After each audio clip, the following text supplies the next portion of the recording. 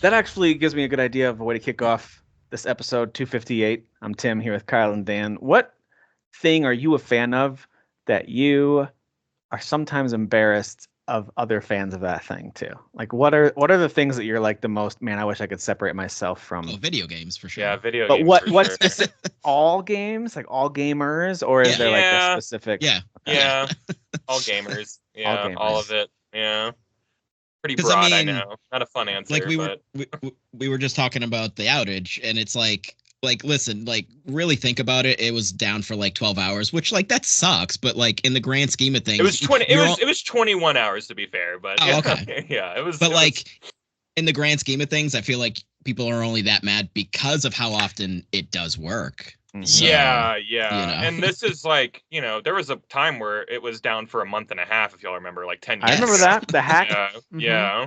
So Oh, like back 20 in my hours day. is like last time there was an outage, it was out for 7, so it's like Mhm. it was a little longer than that, but like you could go on a walk, like, Yeah. I don't Touch know, grass, man. as they say, Kyle. Touch grass. Yeah, Yes. I know. That's Yeah, like touch grass. that's up there with cringy in terms of like stuff I don't like to use too often. So Just totally True. fair. Okay. Okay. Totally fair. I also don't like using that. So. yeah. I think I would also put that, like, you're right for video games. That's very true. I think that's also true of IP like IP Star fandom, Wars. Lord of the Oh, Rings, sure. Star Wars. Some I'm of the sure worst I think ones. Star Trek is having a time right now because a new movie came out that everyone hates. So it's Okay. just yeah. I mean, I feel like with fandom comes passion, and with passion comes Idiots. it's good and bad. Passion okay, is good yeah. and bad. Yeah, but idiots on the bad side, and then Yeah. people who can like keep a handle on the wheel. That's good. Like Yeah. love stuff, I'd but separate like. passion from that. Yeah, again, like passion's good and bad, but like I Yeah. get it. I get it comes from a place where people just want to love stuff, but like they don't know what to do with their feelings, so it comes out like in this really vitriol, weirdness. Right. But yeah, go hug a loved one or something. I don't know. And sometimes it Don't seems act the like way that Hug y'all your act. wife. sometimes it seems like people don't know just how to use their words. So it's like, all right, Yeah. this thing is upsetting you, and you Yes. can't verbalize why, so you're just gonna go after other people who, you're just gonna go after them. I You're don't know gonna what give them death I threats. don't know what the end goal is. Like, cause like other people don't play it either, so you're attacking other people who can't play PlayStation right now. Like, what do you? I don't know who they're like reaching out to, but yeah, good time I to think we're all own just multiple stressed. systems, Yeah, That's true. that's true. I don't know. Why That's not? true. Everyone's doing it. Yeah, I think Glad we're to all just on advise it. edge all the time now. I think everyone's just like I think honestly, like COVID did f up our brains. Like we're like Yeah. a lot of people are just extra like on Yeah. a drop, like on a dot, People are like on a short. drop. I Like, think just that's true. Tempered. Yeah, I think people Yeah. have come out of certain shorter times. fuses. Yeah. You know. Shorter fuses, more likely to just expect something to make you feel anxious. Yeah. Sure. Oh, sure. great, this is going to be rough. Well, and again, and Yeah. I understand. I'm trying not to be too dismissive of the people who are like, I just wanted to play the Monster Hunter beta all weekend. I just wanted to be part of the Yeah. Call of Duty XX. I get that. That's Totally. all. I had a tough week. I got bad news. I just wanted to unwind and yada yada. I guess my point is like maybe when you have a single thing that like helps you fix something, that's called a single point of failure. So if that thing is not available to you, you don't have another Oh. thing, to Yeah. Sure. to maybe yeah. alleviate. So my suggestion is do some soul searching and get a secondary thing that makes you happy. Yeah. Expand your horizons. I like that. Yeah, and That's that's good coming from advice. someone who loves to come home and play video games. So it's like, but maybe have a backup. Yes, but you enjoy other things as well. And Yeah, I mean, whether I've that's got in the entertainment space or whether got it's a lot going of out to see a interests, comedian or whatever, like you've Sure. got other things you enjoy doing. Yeah. So I'm right there with you. Nice. Well, good advice from Kyle. We got to start every episode with wisdom from Kyle, and then we'll close it out. We'll close it out in a with, couple of weeks. It'll just be really bad wisdom, like really bad. No, that's Kyle. Give yourself some credit. You approach that with some, Yeah. adultness That's right. and rationale.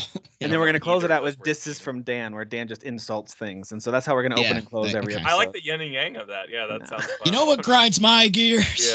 Yeah. Everything. He's We'll have to like, get no, off my screw lawn, those but- kids. Go out and touch grass. And I'm like, all right. That Yeah. that Fuck them works. kids. Yeah, Fuck that them works. kids. Yeah, does kind of work actually. All right. Well, listen, we're into the kind of normal swing of things with game releases, with news, We've gotten out of the trying to catch up and preview the whole year mode. And yeah, we're in February. So the first month of 2025 is already behind us. We're charging through the second one already. So Month sorry. of love, they say. Month of love. That's true. Of love. That's true. Maybe next week that's what we'll talk about. Best love stories in video games. But not this week. I love that idea. Can we put a pin in that? Yeah, I would love to do that. Yeah. Let's do that. This week is best hate stories. I don't know. There's not a thing. Yeah. But, the yin and yang. Yeah, exactly. Yeah. The yin and yang. But no, I thought we could talk about, of course, stuff that we're playing. There's at least one major release that came out this week that is worth highlighting, but there's a few others that are pretty cool. So we'll also share. I will share some kind of videos of the ones we're talking about, just so we have something to look at together. Because there's a whole bunch of small games that are worth, I don't know, at least a shout out, if not a second look from a few of us. A whole bunch of headlines, actually, a lot of stuff. I mean, not a whole lot of like earth-shattering news, but some things that have been happening recently. And then, of course, last but not least, anything else we're playing or watching. So we'll close out with that. But let's kick things off, if you guys are up for it, with new stuff that's out right now. That work for you guys? Yeah, sure. I mean, we should probably appreciate new stuff. We can't just keep going back to the past, right? We're not allowed to do that. So, I mean, we can this year. Yeah, we can't do that this year. But of course, looking forward. The biggest release this week had to be Kingdom Come Deliverance II. Not only in terms of the game size and the scope and all that kind of stuff, but the reviews are incredible. Like, screw these reviews for making me buy a game I didn't want to buy. So that's dude, kind of where I'm at with that. Absolutely, me too. Someone's like, if you like RPGs and you don't play this, you're an idiot. And I'm like, okay, that's rude, but I'm already, it's in the cart. All right, like it's fine. It was stuff like this, like from this trailer, like where you see you're hunting. There's cutscenes. There's characters being developed. There's you play dice, so there's like small mini games, and then I've heard people compare it to like, hey, it's the best RPG since The Witcher 3. I'm like, crap. Yeah. Best. I saw a headline talking about Bethesda. It's like, this is like a Bethesda. I'm like, God damn it. Yeah. Now I need this. I said this in the chat, but someone said this is where Morrowind like left off, and then Oblivion took a different path to like be a little more mainstream and a little more like, I don't know, easy to approach. Whereas like if it took maybe a left in that road, we would have gotten games like this, like hardcore simmy stuff. And like I like that. That's what ended up making me buy it. I was like, Morrowind, you say? So so I went ahead and grabbed it too, and I realized that the first game I played somewhere. So I don't know if I was game sharing with someone who had it or if it was on Game Pass at some point maybe. But I remember I had played it for a little while, not super long. Loved the setting. I love this medieval setting. Obviously in this new game you're seeing clips of the scenery is amazing. The visuals are way better. But the first game in its own right was a pretty decent looking game from a studio I had never heard of before. And it had a really cool setting. But man, when I first got into that combat, I struggled with it. I was like, I don't know about this combat, man. This is just so clunky. It's not my thing. But I actually, since it was on sale for like $6, I do have the first one too on PC. So I did install it, played it a little bit. They have a bunch of HD textures and DLCs and all kinds of stuff they've added onto it. So it's a pretty decent looking game. Here, I'll pause it here on the title. But it still has that clunkiness, but I do wonder if I push through that, maybe I could experience that whole first game. Thinking of it like The Witcher 2 compared to Witcher 3. So part of me is interested in doing it. But I know this is like insane to hear too, but like everyone that I've been like, a lot of the reviews, at least 2 or 3 of them, and said it's like, you are gonna suck at this game for 20 hours, but that 30th hour, everything's gonna click. Yeah. And I'm like, but that's good. Sometimes you need to appreciate a game that takes a little time to get your footing. So yeah, I guess my point is a little patience, and me and you might be good at this game, Tim. I know. I'm with you. So I did fire up. So here's what I did. I went back. I played a little bit again, that intro of the first game. Now that I have it on Steam, I don't have any save files on Steam. I can't remember where I played it before. So I started up a new game and played through the opening kind of intro to the story and all the big crazy stuff that happens. There's some fighting, but not a lot. I'm still not good at it. I do find that system to be somewhat clunky. I'm not saying it doesn't work. It's just kind of clunky to figure out. And then I watched a recap video from Warhorse. It's from this Warhorse Studio channel. You can go and watch. They have a whole recap of the first game's story, which is awesome. Just to get my bearings before I dove into the second game. And it picks up like the end of the final cutscene of the first game is the opening cutscene, at least with your main character of the second game. You have like a battle sequence with someone else. And when that finishes, it cuts right to you're on horseback riding with the same people you're riding with at the end of the first game. So it kind of picks right up, which I thought was really cool. And I got to tell you that the stuff they've done so far with like teaching you the combat, moving around, they did a much better job in this one of introducing you to it. And it feels so much smoother. Like the combos that you can do and the parries and the, how do you say it, riposte or whatever. Like, dude, it feels really good. I was like, oh crap. I think I texted you guys this too. I was like, crap, this game is really good. Bye. You're like, oh man, they got me. I was hoping it was bad, but it's not. It's really, I'm already really into it. And then the whole opening, it's very silly. It's kind of played lightly, and you guys are having a lot of fun. And then a bunch of bad stuff happens, and now you're on the run. The first game was really good at that too, where it was like there was a lot of humor and comedy in it. Yeah, you're like but also like your dad dies in the very first scene of the first game, and like so it's like it does this really weird like back and forth of not like too swift of tone shifts. Just it's interesting how they grab two tones and mash them together, and that doesn't feel weird. I totally agree. So I'm very impressed by it already. The dialogue choices you get, some of it's a little cumbersome, some of the menus and all that, but it does remind me of playing The Witcher 3 10 years ago now, which is crazy, where the cumbersome menus and all that, you just get used to it, right? You just kind of remember, you start to learn how to navigate it more smoothly, and I'm sure they'll improve it over time. But even if they don't, it's something you'll get used to. Yeah. But yeah, overall, I really think it's cool. But I didn't get very far in it yet. I just know there is a ton to do, a ton of characters to talk to, a lot of choices to make. I know it gets crazy. And I got to the moment where they kind of explain why you're going to start from scratch in terms of your abilities and your strength and build back up. I'm like, oh, okay. I'm there as well. And they just introduced alchemy to me, and I don't like alchemy in anything. Mm-hmm. Love it in this game. Yeah. Love it. Yeah. So good. It's so hands-on and so cool and so interactive. And man, this game does not shy away from just being an immersive sim, and like even more hardcore than something like Deus Ex or something like that. Or it's just like very, very, very methodically slow. Makes it seem like I'm saying a bad thing about it, but like purposefully, I don't know, slow. Paced. I mean, like paced. Yeah, like you're just not. You're not thrown into anything too crazy immediately. There's just a lot of the tutorial is really good, like the sneaking, and I liked how it piecemealed everything out. And there's moments where your characters are just talking and you can choose a certain thing and it'll like add to your attribute points. So it's like you're regaling a story about something and he's like, well, I can choose I either pulled someone out of there or I talked our way out of this or I did this, and it kind of gives me points to it lets me kind of choose my backstory and also allows me to get a point into something like speechcraft or strength because I pulled them out or something like that. I just like that. There's a lot of really cool ideas in this game. I'm pretty excited to play more of it. I got stuck alchemying for a while. I think like 30 minutes of making potions just because I'm like, I think that's when first person like really like shines is like kind of like doing something unique like that, and it's in your face and you're like your hands are like picking up this and that and you're like doing, you know what I mean, like just really tactile, like that's really cool. If you were one of the people, well, I have to be careful about saying this, but like if you were one of the people who played Cyberpunk and you were just kind of shocked that it was just kind of like an open world game and you're like, oh, I wish there was more just immersive sim stuff or whatever, like this is the game you're probably looking for. In terms of just like how many mechanics there are and how much stuff can change and everything like that. I mean, there's even parts where it's like you can break into people's houses. And like if they run a dice game outside of their house, you break into their house and steal their dice and like steal their clothes and steal this, they'll come out the next morning not wearing clothes because you stole them all. And like the dice that maybe they had loaded or maybe there's some like attributes attached to them, they can't use anymore. And like that's crazy. That's awesome. That's like speaking of dice, I wasn't good at the dice game. I didn't get the rules at first.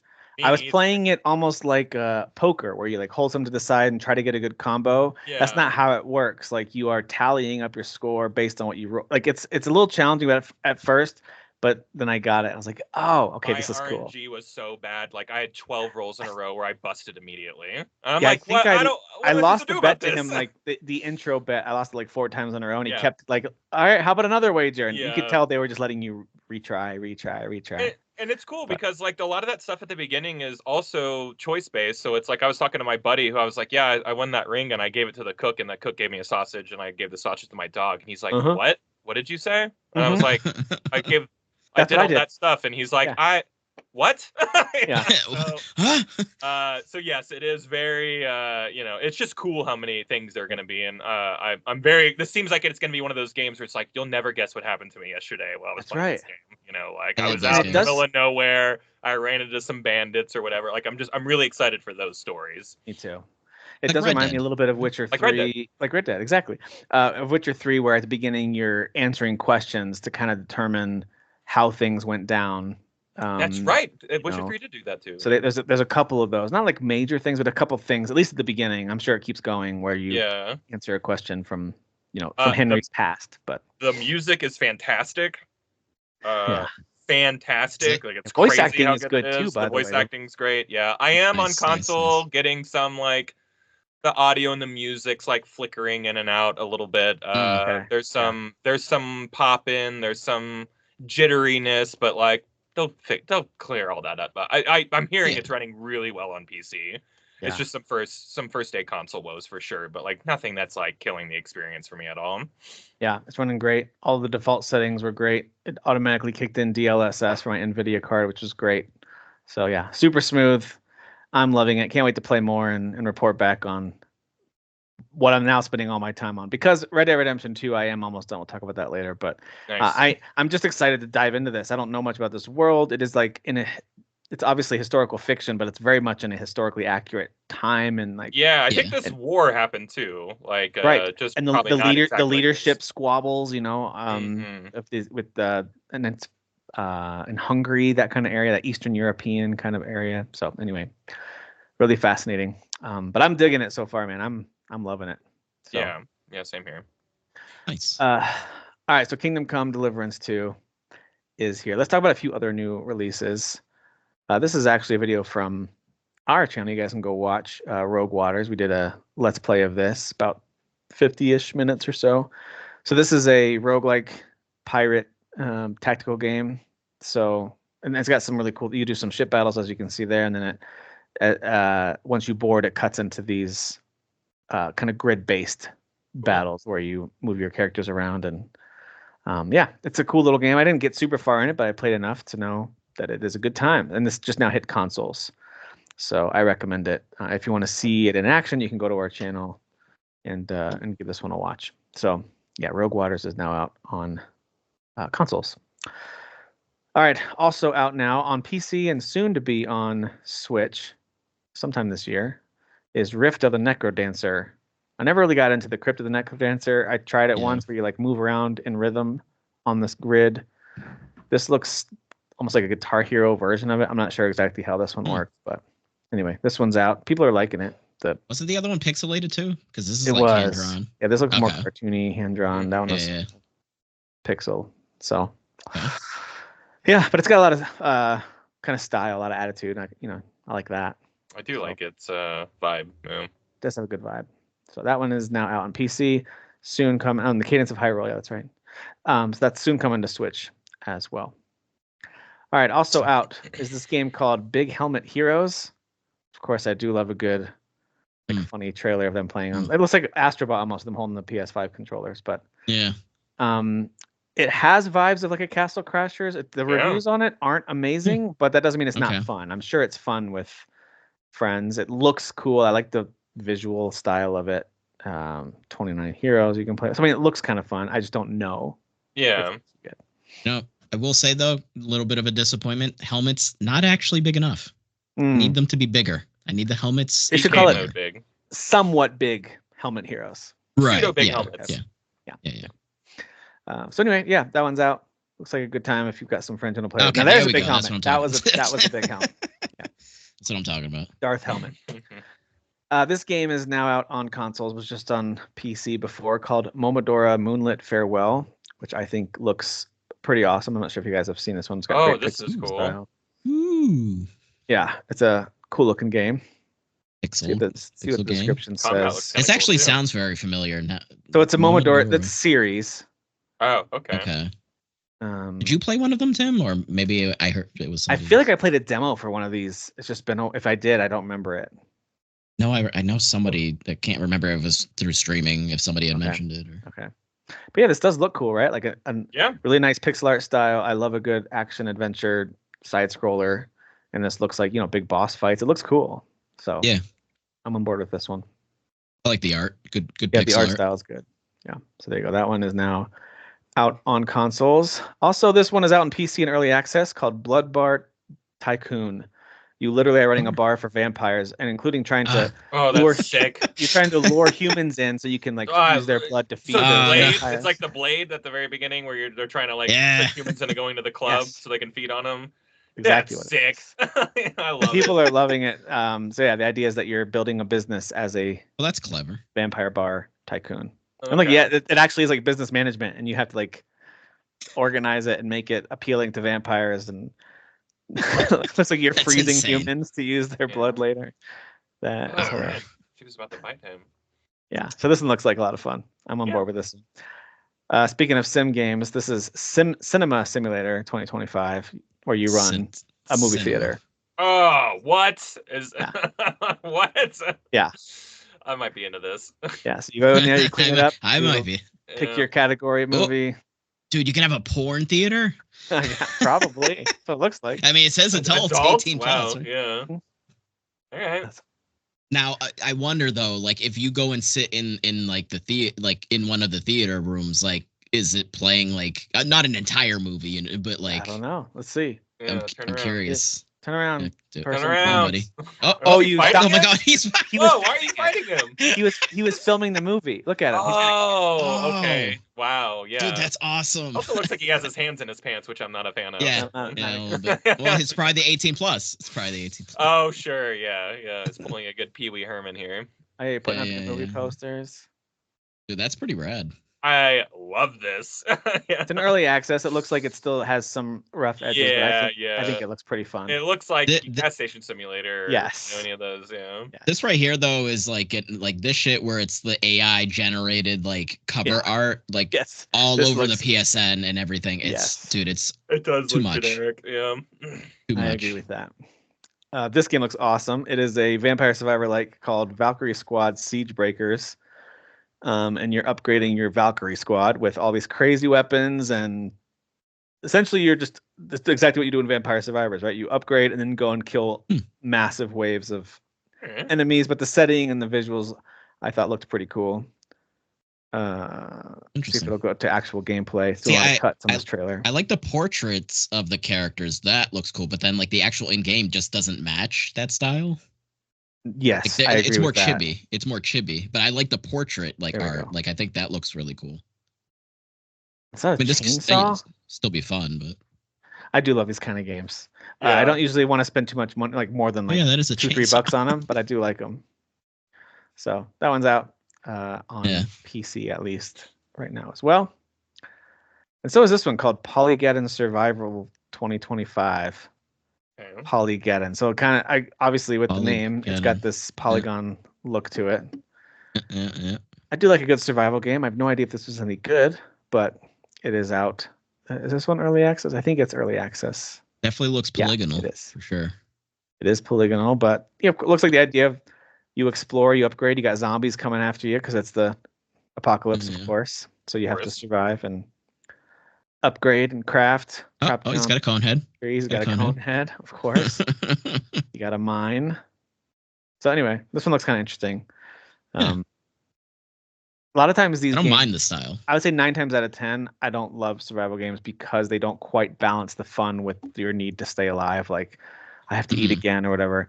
But there's every once in a while, one of them really gets its hooks in. I do know I like the genre. I'm much like you. I like the genre when it's good, which is kind of a stupid thing to say, but I am picky, kind of like you. Where I'm just I kind of need it to itch certain scratches a little bit here. So. I am with you. It's okay if it's hard, but it needs to still be satisfying and fun. Make it. Yeah, doable. well, yeah, and the building and the how much am I if I drink water, am I having to concoct? I don't want it to be too deep, but I want it to be deep enough where it's engaging. I don't know. It's a tightrope for me. Totally agree. But that one is out.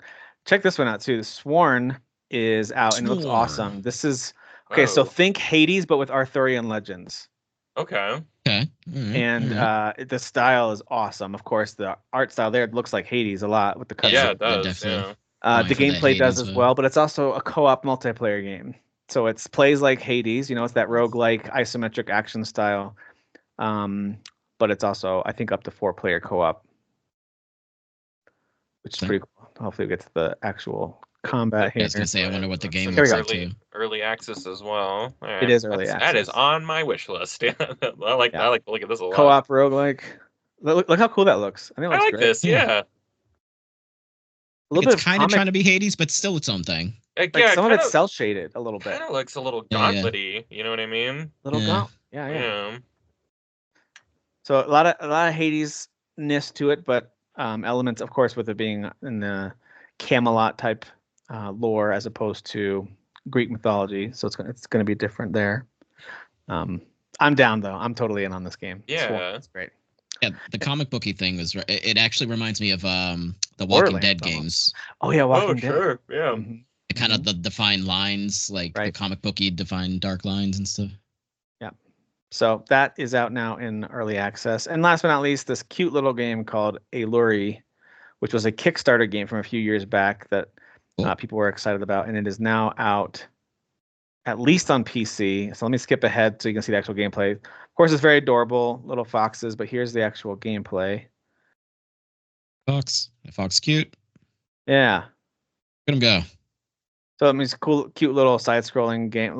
Probably trying to capture elements of things like Ori and whatever else. Mm-hmm. Yeah. But yeah, looks adorable. Looks fun. It's been multiple years in the making on Kickstarter. I think like 3-4 years in Kickstarter. So. Well, good for them. Yeah, they did it. They made it. So there you go. That's as far as I know. That's all the new stuff. Of course, Kingdom Come Deliverance 2 being the kind of highlight of all of those. But anyway, yeah, that's what I've got for new games out now. Well, what about headlines, though? There's been a few. I want to hear what you guys think about some of these, and maybe I've missed a few, so feel free to highlight some if you know of any. But number one, and there's a lot of Sony news. Some of it's positive and some of it's not. We'll navigate our way through it. We know that PlayStation Network being down, which apparently is starting to come back to life. Maybe people are. I was playing Call of Duty right before I came on, so it's back up. Yeah, I mean, I don't know if it's literally around like 2 or 3. I think it was purring. Saturday for all the people who don't realize what time we record. Yeah. So before we got even halfway through the weekend, it was back, which is good. But. So the PlayStation Network was down, and they did put out an official statement saying they're investigating it. It seems to be connected, potentially, at least the timing was interesting, and it could have just been for one game, could have been multiple games, but I know the Metal Gear Solid Delta Snake Eater preview or trailer or video or something went up early, and everyone's thinking this is going to be part of the state of play that's supposedly happening next week or the week after, and it went up early, and so then I don't know if it crashed the site or PSN, or if they actually purposefully said take it down. We weren't supposed to announce that yet. I have no idea, but the timing of that was interesting. That something went. So it's possible too that other things were posted early and just weren't caught yet. So it's possible that they put out a slew of trailers, demos, whatever early, and then had to quickly roll it back. So, but who knows? Could be totally unrelated. Absolutely, I know it doesn't. They try to play it off like maintenance, so it's like when you went into the PlayStation Store, it's like we're doing scheduled maintenance. I'm like, shut up, like, get out of here. I always just assume it's like hacking because that's usually what it is, right? I changed my password just in case because who knows? Come Sunday or Monday, there might be an email going out like, hey, everyone, change your passwords. Yeah, smart. So speaking of Metal Gear Solid Delta Snake Eater, this is exciting. It seems like because of that leak, people did see that this game is pretty certainly coming out on August 28th. That does not seem like a rumor that some random person on well, Twitter a trailer did come out an hour later. So it is official. Yeah, no, a trailer came out like literally an hour later. They're like, screw it, just release the trailer. Okay. Yeah, which I'm actually on board with this. It was part of the state of play thing, and they're like, we lost the element of surprise, just release the trailer. Probably a Konami decision. So August 28th for Metal Gear Solid Delta. It's exciting. Yeah, it's happening, guys. It's happening. And is that PlayStation exclusive?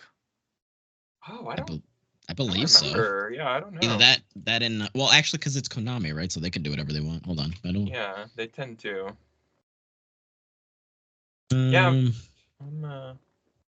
Be interesting if it is exclusive, because it's like not many third parties are having a ton of success on either Xbox or PlayStation by going exclusive. There's maybe a couple, but even Square has said like we should have released it everywhere. Like right. Yeah, I know. I think it is PlayStation on their actual site. I will say, this is not a diss or anything like that. I can absolutely tell this game is running an Unreal Engine. Like it just has that look to it, you know. Whereas like, as much as we bring up Metal Gear Solid 5, best engine for Metal Gear Solid for sure. Fox engine. The Fox engine, yeah, and it just wish it looked like that, you know. But that's my only like. It's not. That's a personal want. You know, that's not a right. Sure. That's not a diss or anything. You know, as I've gone down the Metal Gear Solid rabbit hole in recent months, whether we've been talking about it or what, you know, when I got the collection and just kind of reading what people say about the series, I didn't realize that Twin Snakes is generally considered to be a poor version of that first game. Yeah, I chalk it up to. I mean, I love that game. I think it's a lot of fun, but there is a Michael Bayification about that game where it's like, got it. Yeah, I mean, there's a moment where like Snake like backflips with a Nikita rocket launcher during the Hind D fight and like lands on a torpedo coming. I don't remember that. And, I beat jumps that game. Jumps off of that missile in midair and propels him like 30 feet in the air, and then shoots. That's pretty sick, though. Pretty awesome. I guess. Yeah, it's pretty cool. I mean, like, this is my headcanon. When people are like, you're the legendary Solid Snake, this is somebody just telling, you know what I mean, telling the story. He can jump 35 feet in the air, and he, you know, like, so I like that. And there's great moments where it's like, you see, like, the cyber ninja Gray Fox, like, kill everybody in that hallway rather than just I remember that. The aftermath, you know. They add a lot of stuff with the. There was something spooky about just finding the carnage, though, right? Yeah, there was. Yeah, that scene is still. It's pretty like trips up a guy and like slices him in half. Like it's a wildly violent scene. You know. Yeah. So. I remember that in the GameCube version, but anyway. This is coming out on everything, by the way. So everything. Okay. On Xbox as well. Yeah. Steam, PlayStation, Xbox. Nice. That's good. Isn't that the rumor? I think it's coming to Switch 2 as well. Oh, I mean, I feel like Switch 2 could probably. I heard the rumor. Yeah, I feel like that'd be cool. That'd be great. Yeah, it came out to 3DS, so why not? Yeah. I mean, if Final Fantasy VII is going to run on Switch 2, I'm sure they can get Metal Gear Solid Delta. So, well, that's a good point. Yeah. It is supposed to be as strong as a PS4 or whatever, right? Some roughly. We don't know yet. PS4 Pro. Yeah, we don't quite know yet. It's like because the specs just aren't out there, and I mean, unless the leaks end up being right, which I guess they have been, all of them. Yeah. Everything has been right so far. I think that's what I've just heard, like rumors of it. So, but speaking of Sony, again, this might have been confirmed and I missed it. They're talking about a state of play likely for next week. Did they officially announce one that you guys know of? I've just heard it talked about, like, hey, there's a state of play coming. They announced? No, I don't know, but I could check. Seems like one of those like worst kept secrets, if it, you know, because everyone's talking about how a state of play is about to hit. But I think they always do one in February too. So I think that's why everyone's like high alert. Yeah. Okay.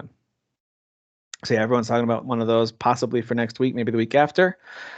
And also there was a chat with the outgoing Insomniac Games founder, Ted Price, and he revisited the IP Resistance in that conversation and talked about Sony rejecting a pitch for Resistance 4, and said at one point the studio had pitched Sony on the fourth mainline entry to the franchise.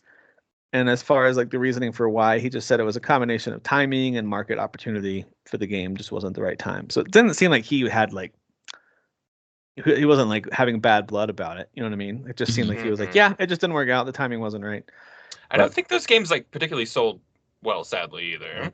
Like, especially the third one. Maybe like the first one did, you know, but like, which is sad because those games are awesome. So, well, they are missing that type of game from their lineup right now, right? Absolutely. Because the second one would try to lean more into like sort of a Halo vibe, definitely more extra sci-fi elements in there. And then by the time you got to 3, it was kind of like you could HD these games up so easy and package them. Oh yeah, for sure. Like, it just doesn't make any sense to me. Same with Metal Gear Solid 4. Wouldn't mind playing that game. But please whatever. and thank you. Yeah, I mean they keep on like, we might announce Volume 2 yet, but we're not telling you what's in it. I'm like, what else would be in it? Like, stop. Like, just would you announce that game? Literally Come on. everything else. Yeah. But Kyle, we're getting Metal Gear Acid, and we're not going to get 4. Can you imagine? Yeah, it's all like Acid. the portable that games. PSP game. Yeah. Yeah. All right, so Kyle, you highlighted this one for me. Rocksteady is back to working on a single-player Batman game. Of course, we know that they made a name for themselves, making the Batman Arkham games. Arkham Asylum, I still think, is one of the best single-player experiences. It's so good, but Arkham City is so great. I loved Arkham City. I never finished Arkham Knight. I liked what I played of it, and I know they didn't make Arkham Origins, but that also was a really fun Batman game. So I'm looking forward to that if that's actually what's happening. That's just kind of insider info, according to Bloomberg. That came packaged with the news that gosh, I forget which studio, like WB Montreal, I believe it is pitching a Game of Thrones game as well. So It's like you got to kind of got a 1-2 punch with that, and like, but it's only in the pitching phase. Like, what does that look like? Like who knows? Is that a games as a service game? Like where are we at with that? Yeah, I think it came as part of the same report that said the Wonder Woman game is in a lot of trouble. Yeah. If it's going to happen, it's still years away because they've kind of given it the old Metroid Prime 4 treatment where it's like, start over, guys. This is not good. Start over. So it's just a shame because Monolith Soft or Monolith, whoever does those Lord of the Rings games, those Shadows of War games, like I want them to do something cool. And like it seems like now they've wasted a whole generation of development time on a game that's not going to come out. Maybe let them make a Game of Thrones game. They know how to do that fantasy style. Let them make a Game of Thrones game. Yeah, absolutely. That makes sense. Yeah, that seems to be a common theme, by the way, lately. Kyle is these studios wasting years, like with the games, the Sony stuff, the God of War games as a service and all that, like. Yeah, just years of time wasting, Well, and I feel like that's how studios get closed too. It's like, well, we haven't turned a profit in 10 years. Like, I guess we got to close our doors. Yeah, agreed. To be fair, the Wonder Woman game is not something that I was particularly like, oh, I can't wait to play it, because I just don't find that character. Same with Superman. I'm just not as big of a fan of those characters. That doesn't mean I wouldn't play it at all. But when it comes to superheroes, I'm much more interested in, let's say, the Wolverine game. I'm fascinated to play that one. That one I can't wait because I find him to be a really interesting and fun character. But the Wonder Woman game, if it did deliver, I'd absolutely play it. I'd give it a whirl. Yeah, they were talking about the Nemesis system was going to be involved and all that stuff. And weird. Yeah, I was so excited for that. I don't really care much about Wonder Woman either. But mechanics I do care about, and I love the whip mechanic could be fun, right? Yeah, I absolutely love the Nemesis system mechanics. So yeah, like pressing both analog sticks to hit your bracelets together, right, and then just blow everything up. Isn't that kind of probably how it works? Yeah. Why not build up a little bar and then you can hit your bracelets together? Grand Theft Auto 6. We just talked about this recently as we kind of joked about whether or not there's any chance it would hit in 2025. Well, Take-Two in a recent investor call confirmed that it is on track to release in fall 2025. So, I mean, I still don't believe it. I think I told Jeff, like, I will believe it when the main menu is up and it says start new game on my TV screen. Then I'll believe that it actually was coming this year. But what do you guys think it will hit this year? Yeah, big time. I mean, they've been pretty quiet aside from that kind of teaser. They've been working on this game for like 10 years. Like this game is coming out. Yeah. Dang. That's awesome. Maybe not in fall. Maybe it hits in winter. Maybe it slips. Or something like that. But yeah, I think it comes out this year. I mean, 5 came out in September. I don't feel like the whole industry would be afraid to release a game around it if they didn't know. You know what I mean? Like the industry insiders, like they have their ears to the ground. So it's like the whole industry is holed up on releasing their games or like giving firm release dates because of the potential that this game does or does not come out this year. Sure. I think everyone kind of knows this game's probably going to make it this year. Right. But Rockstar games slip sometimes. You never know.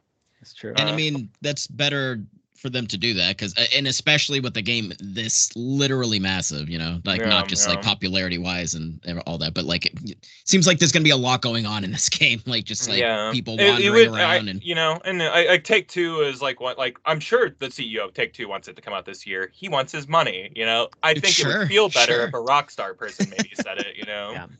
But even then, I think that there's enough, there's enough worry, regardless if it's coming out this year or not. Whoever says it, it doesn't really matter. I think people would have a certain amount of, I don't know, spectacle nature about it.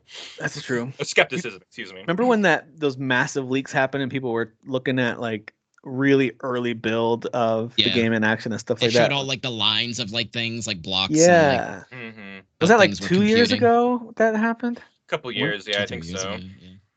Yeah.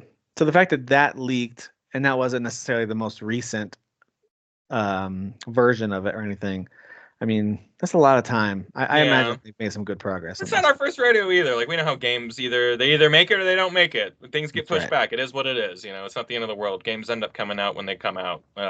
So whether or not it makes it this year, like, get excited, everybody. That game is on the way.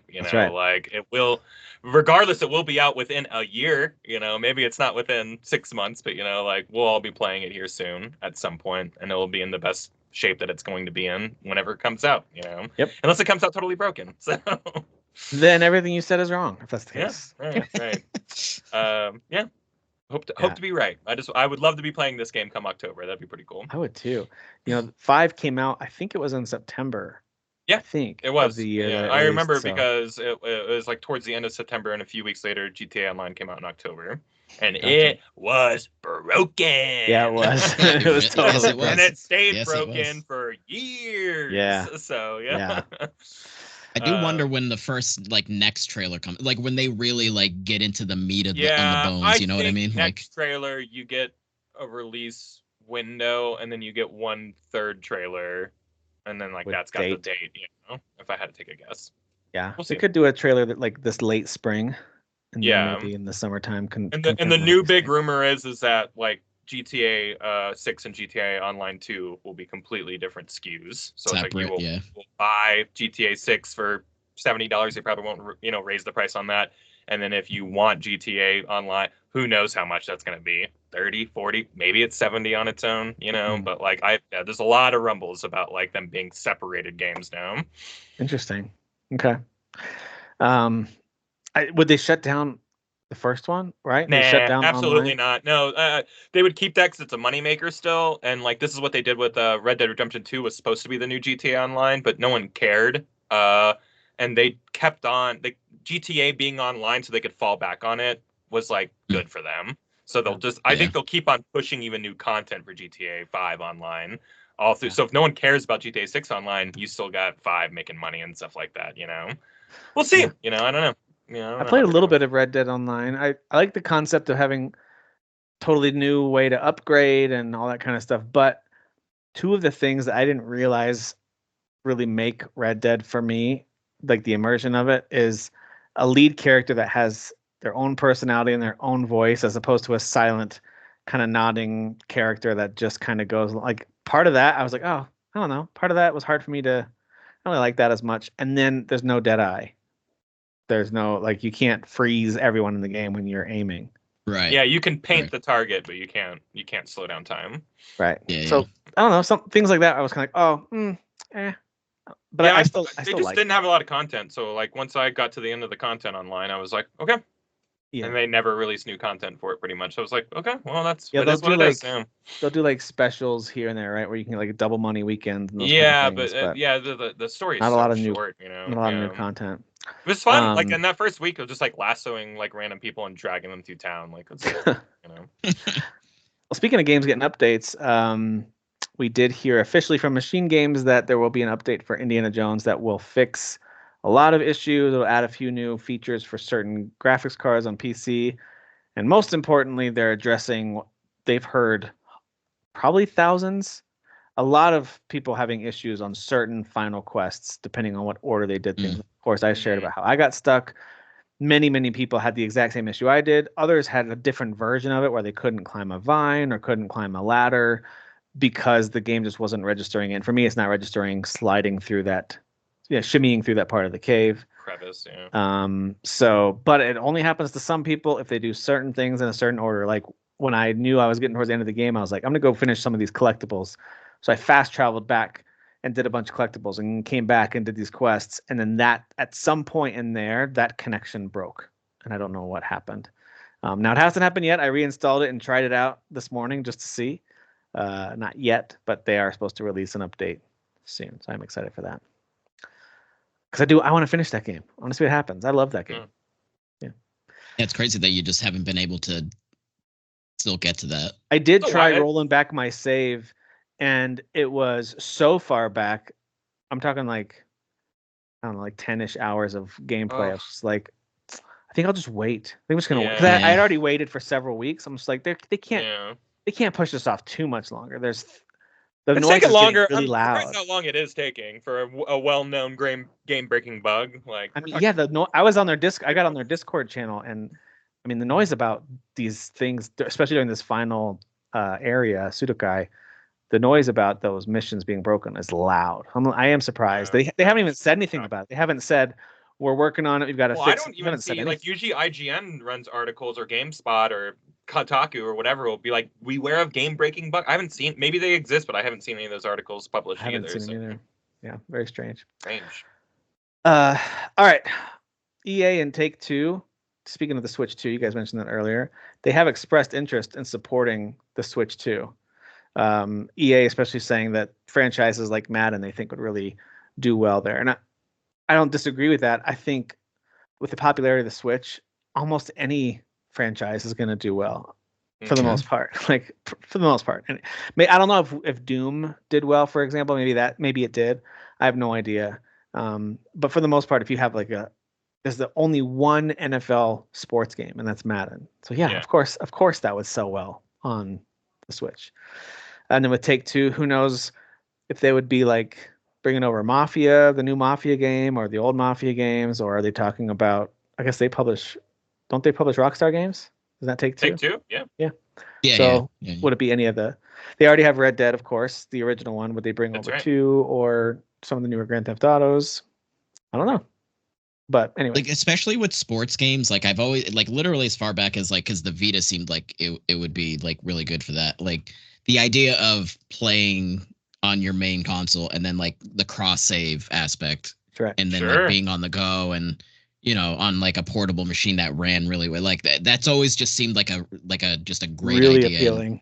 Yeah, really appealing for sure. But like we have so much newer technologies now that also does that really well. So it's like with the Switch 2, would that be special that you could cross save? I mean, I don't know, but it's still a nice idea and nice feature to have that for sure. Yeah, I agree. We got a special presentation from Capcom talking about the new Onimusha game. Excuse me, where they were really highlighting a lot of the sword play. Did you guys get a chance to watch that? I didn't watch it. Yeah, I did. Yeah. Oh, did they show the new I see. I'm thinking Onimusha 2 in my head. It's like they announced Onimusha 2: Samurai's Destiny being released as a remastered version of it later this year. I don't think they gave a date for that. No, they didn't. Just 2025. But then they talked a lot about the new game. I don't know if they showed a lot. Did they show a lot? They showed. How did I not know this? I put it in the chat. You even responded to it, so I have no idea how you did. Well, I responded to 2 because like I was legitimately shocked because of how poor the first one remaster sold. Yeah, it is So shocking. I'm like. Well, they talked about their tenants, which I don't remember off the top of my head, but one of their big focuses is that, one was like characters. We want to make like interesting characters. Like that was like their number one priority. Number 2 was cool sword play, not hard sword play, cool sword play. Yes. Which is great. And I forget what the third one is. A good world or good story. I don't know. So it sounds like they just want to tell a really good story with really interesting characters. That's going to be fun to play. And I'm like, great. Yeah, check. I'm here for that. Do all those things. Yeah, it looked cool. The stuff that they did show, there was some like quick little combat moments when they were talking about that, like tenet of the sword play. It's definitely worth checking out, Dan. Yeah, I think you'd really like it. Yeah, I'm excited, man. New character. I mean, I hope they're cool. I hope this game rocks, man. I'm really excited for it. Yeah, I'm just. Yeah, I just. all of this Onimusha love coming back. Like Capcom, you're doing it. You're doing the stuff. You're fantastic. Now bring back the Onimusha Super Smash Brothers game. Bring that game back. I forgot about that. I love that game. The game is They so made good. a Super Smash Brothers clone. They did. Yeah. Yeah. With extra modes and everything, like adventure modes, where you're like playing like a side scroller, just like Smash Brothers. Yeah, it's so weird. It's the weirdest thing ever that anyone's ever done with an IP. That's amazing. But the interesting thing, Tim, about and Kyle, you play the Onimusha games, right? All of them, every single one of them, except except the fourth one. I didn't play the fourth one. That's on PS3. Yeah, because that one, it was that storyline, that arc, but like it was new characters. So there was just like a villain guy that kind of like returned to kind of like piece it together. But but in the second one, Tim, is different than the first one because it's a completely different main character. So it's Jubei. Was it Jubei Yagyu? I think it is. Yeah, his name something is. like that. Yeah. But like rocks, dude. Jubei gets the wrong end of the stick. Everyone's like, "Oh, I want what's his face back?" The Samanosuke. Yeah. And I'm like, Jubei's cool too, man. Jubei is very cool. Actually, the second one is more fun to play than the first one. Agreed. Like there's other characters that you meet, and like they have their own like unique weapons and there's their own play style. There's like a little village that you go back to, so like a hub area that you like go back to, and there's items that you get, and I think you can like gift those people that you can also play as like things. So like you're kind of like building a relationship with them. Like there's a lot of like gameplay elements that they like threw in there compared to the first one. Yeah, people forget that I like the first one, but like it was just a Resident Evil clone, when it came out. Samurai Resident Evil, yeah. 2 started getting kind of its own identity a little bit. Yeah, I remember playing a little bit of 1 and not loving it just didn't click for me the way it felt to play. But I played through and beat 3. I loved 3. That's the only awesome. game Yeah. Dude, 3 still has one of the greatest, and this is PS2, mind you, one of the greatest FMV intros. It's the greatest FMV intro period. Okay, you know what? Yes, it absolutely. You're right, Kyle. Donnie Yen choreographed it. It's so good. Also, what a wild idea to include Jean Reno and have them swap places. Like, what a wild idea. Who thought of that? Yeah, what Japanese guy was like, "Hey, you ever see The Professional? So here's my let's get the villain from The Professional in here." No, the hero. Because Gary Oldman was the villain. Yeah. He was the villain in Mission Impossible. Villain in Mission Impossible. That's right. The first one. Yeah. So yeah, that intro is just so good. Please give me 3. That'd be great. I hope we get on Onimusha 3 as well. But new Onimusha is going to be great. I'm very excited for it. They talked about Okami for like a second. They mentioned it, huh? Yeah, they just like it's coming, and they kind of showed like the same footage, and it's like, this game's like 8 years off. Like, there's no way this game is anywhere near close done. So but yeah, thanks for the check-in, I guess, Capcom. So letting us know it's real. Yeah, it is real, guys. Yeah. We have probably a state of play within the next week. In about 2 weeks ish, we're going to get a Xbox Indie Showcase. We just had an Xbox Developer Direct. And then in about 2 months from now, a little less than 2 months from now, we'll have a Nintendo Direct about the Switch 2. So we are here throughout the first 3 plus a couple days, 3 months plus a couple days of the year. A lot of news and announcements coming our way across really all the major platforms, which is really exciting, really cool. So of course we had the Switch 2 officially announced, and then we're going to get the full Direct with full details. I assume we'll get a release date, if not I really hope that they're doing something to, I don't know, like Steam did, where everyone signs up to get in line or something like that. I hope there's a plan. So they said there is. I hope there's a plan beyond just making a lot of consoles. That's what it sounds like it is, though. Here, let me pull up the article. You know what's cool about like how it doesn't matter how many consoles you make. Bots and macros know no limits. Yeah. So, right. That is really cool. There's just right. more to get bought by bots and macros. So like I just hope that there's like maybe another layer or something like that. They did say that they have a new patent that potentially could be their version of mouse support, which we mentioned. I think that did get it like approved or proven or whatever like this week. Yeah. So the right Joy-Con could act as a mouse, which is really interesting. Another rumor that a leak ended up being true. It just sounds like the leaks at this point is probably gospel. So yeah, you get your peeps on those specs. That's probably right. The Switch 2. Let's see. They talked about it recently. So like the price we don't know, of course, what it's going to be yet, but they're saying they're considering affordability that customers expect, which in my mind means it'll be in that $400 to $500 range, probably. Yeah. I think 400 is safe. I think five seems like too much. Five's a lot. Like Five's if a they lot. had, Five's too much. if they had the OLED screen, maybe it would be 5, but I feel like it's going to be 4. Yeah, I think Nintendo just has a history of being like affordable. So yeah. I would err on the side of history more than anything. But we'll see. You never know, man. You know, like Nintendo could see a lot of money on the table and just be like, "It's 500, suck it." Basically. You know, like so we'll see. But I would like to think that they still have kind of like their company values in line, where they're like, "No, we are the people who like to bridge the gap between affordability and fun." You know. Now their forecasts and their Switch 1 sales, of course, as soon as they announced this officially, took a dive. But they have said officially they're going to continue to support the Switch after the Switch 2's launch, as long as there's demand. And then games like Metroid Prime 4, the new Pokemon Legends games, those are still being developed as Switch 1 games. Yeah. Which, of course, will play on the Switch 2.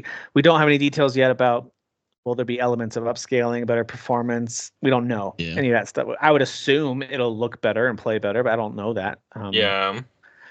It would be very speaking of Nintendo values, it'd be very Nintendo for them to not be up at the times on that stuff too, though. You know, like it is nice that you could just kind of throw a PS4 game on, and a lot of them have this like nice kind of extra sheen, you know, whenever you're playing on a PS5. Did Nintendo think about that? I hope. But I don't think they don't even have like a real online ecosystem yet, you know, like with like in the way that other systems do. Like they're just kind of always it's funny that they're always ahead on some things and behind on other things, but like, hey, that's Nintendo. Nintendo guarantee. They're not forward thinking. They just are constantly moving forward like a bullet train. They're just like, we're just going straight. We're just, we're just doing the thing. But they're not like thinking ahead of like 60 frames per second and in 4K. Like they're not thinking of like. They're not even thinking about easy voice chat. You know, they don't even think about that kind of stuff. But voice chat is still annoying to do on Switch. So I hope they, this is the time, guys. I should be able to click on Dan Sam and go chat. And it just works, like. I mean, they without never... an external, like I think you have to like have the app, like the Nintendo app. Yeah. To, like, chat. That's right. So insane, dude. Are you crazy? Like it's 2025. I mean, Kyle, they literally never updated the store. The online store is the same since launch day. And it is filled with shovelware. yeah, really is. There's hentai games on there, guys. Oh my god! Thanks, Nintendo. You're really saving the kids, that seal of quality really means a lot these days. So Nintendo did say, their president Furukawa did say that, and again, this is probably not going to give you much peace in your concern about getting access to a console, but they were asked those questions about availability. And he says that Nintendo has been planning for this and is putting measures in place to prevent Switch 2 scalpers. Cool. What is that going to be? And maybe they can't tell us. This is like, be transparent, like, I don't know. Like you could be, hey, we got it, guys. Like I can't just take that at face value. I gotta like, hey, or they don't want to show their cards. They don't want to show their cards because they don't want to give an edge to the hackers and all that. Because if they say it's connected to a Nintendo Switch Online account, then hackers are just going to sign up for a ton of cheap accounts. They can create macros and bots to just create a lot of cheap. Yeah, absolutely. Yeah. So if it is connected to those accounts, which it could, to me, that's one way to do it. It's not foolproof by any stretch. Like really, no system is, but there's maybe ways you can slow it down. I do think if you have warehouses and warehouses full of stock, that helps because then you don't have the shortages, and then now those who bought them to scalp them are stuck with these ones that they've purchased. You know what I mean? We're missing a really big ingredient too, where the last generations of consoles, the PS5s and the Xbox One X's or whatever, never really came out to stores. Not really. You know what I mean? Remember they kind of like held them back. There only a few kind of got to the stores, but you could only buy them online. You couldn't go to the store itself and buy one. Right. So it's like maybe there would be a way where it's like, we have some in stores and you can only walk out with one, and then our online like supply is separate. Those get eaten up by scalpers, but we actually have some for walk-ins, which again, I don't think you could walk in and get a console for like years, like a couple of years or something like that. So it's almost like if you've got the data, which they might, to show we roughly need this many consoles to cover all the ones that we purchased by scalpers. Let's say it's 5 million or something crazy. Like we need this many, and then let's anticipate what's our demand on top of that. Okay, here's what the actual. So if they have something crazy like that, maybe, I guess, but that to me it still doesn't seem like a foolproof way to make sure everyone gets one. So, but that being said, let's see, we're talking about sales numbers. So yeah, the Switch 1 is still selling quite well, by the way. It is still the third best-selling console, handheld or otherwise, in history, behind the PS2 at 160 million, the Nintendo DS at 154, the Switch is up to 150, almost 151. So wouldn't be surprised me if it passes the DS. It would surprise me if they sell 9 million more now that the Switch 2 is on the way. Yeah. It seems like a tall order. That being said, Switch 2 launches, Switch 1 goes cheap. I could see it because the DS kept selling when 3DS came out and it went cheap, you know? So it's possible. It's possible that it could hit there. But anyway, they are saying market research is anticipating that it's going to exceed 80 million units by the end of 2028, which would mean in 3 years, that would be in 3 years of the original Switch that hit 55 million. So that means this would be like a, what is that, 60% increase or whatever that would be. It's a lot. Yeah. I mean, to me, that means it would have to be affordable then, right? You know, like and available, right? Have to be affordable and available. And available. The two A's. We also didn't get price drops this gen either, really. No. Right? Like we didn't get any. Yeah. I did the Switch drop whenever the OLED came out, or did the OLED just cost more? I think it just costed more. I think I could be wrong. I don't. There's no way to know. Yet again, guys, there's no way for us to find out. Yeah, there's no way to know. They are expecting. There's a securities analyst who was being interviewed by Nikkei. I don't know what that. Anyway, it's some outlet in Japan. He's expecting Switch 2 sales to reach 6 million in the first 3 months. Wow. So I wonder if that is with any element of insider info that they're going to have a lot of units prepped. Yeah. That could have been part of why they're delaying this, is they want to make sure they're ready to meet demand. That's what I kept hearing, was that they delayed it so they could keep on making more, you know. Yeah. So there's some factories over there in Asia that are just stocked full of Switch 2s right now. Just pumping them out like a cartoon, like, you know, skit. Yeah. Just freaking pumping them out. Yeah, totally. So many of them. So, I'm excited. Listen, I'm excited for the Switch 2, man. There's a lot that I can't wait to have one in my hands. It looks great. I am excited to see what will be unique to the Switch 2 and how long it'll be. This is on Switch 1, but it's improved on the Switch 2. Like, how long will they be doing that element of things? Yeah, we'll see. We'll see what happens. Okay, so I think that's it for headlines. One thing I was going to ask you guys before we get into all the other stuff we're playing and watching, it seems like, and who knows what the next gen of consoles for Sony and Microsoft will actually end up being like, but I feel like we might be getting closer and closer to no physical media on those two. But I could be wrong. What do you guys think? Do you think there'll be physical media for the next PlayStation I don't know. and Xbox? Yeah, I'll tell you, I know that there's a big sect of people out there who don't want that, you know, but like, I don't think that is going to, like, I don't think if Sony has their minds made up, you know, I don't think that, like, they're going to deviate from that plan. But there are a lot of people out there who are, like, I don't know, nuts about physical media. Like, nuts. Yeah. Like, beyond just it being, like, a preference, like, just, like, almost, like, militaristic about, like, we cannot have, we don't own it, we don't do that, you know. You just always hear all that, like, screaming and stuff like that. So I don't know. Ron Swanson with banks, he just buries his gold in the backyard. Or exactly, does he? Or does he? Yeah. So I don't know. Like, I feel like if Sony and Xbox were listening, Xbox maybe less so because they're going to a play me on anything kind of model. But like, I think Sony will probably still have a drive next time. But I've heard stuff that they're thinking about not having one, or that, like. So I don't know, but you're going to piss off a lot of people who feel really passionate about, you know, physical media. So, yeah, I feel like it's similar to the argument about online with, like, there's just not a constant online connection across the entire globe. So it's like that element of like also like being connected and having like fast downloads and everything being digital. Like I think that plays into it as well because you know, like you got to at least have the option to go somewhere and be like, let me physically buy this thing that you know maybe you're just out in rural wherever and your internet sucks and you know it's not constantly good. No one wants to like download a game for 2 days, you know what I mean? Yeah, like, that sounds insane. So like I get that for sure, you know.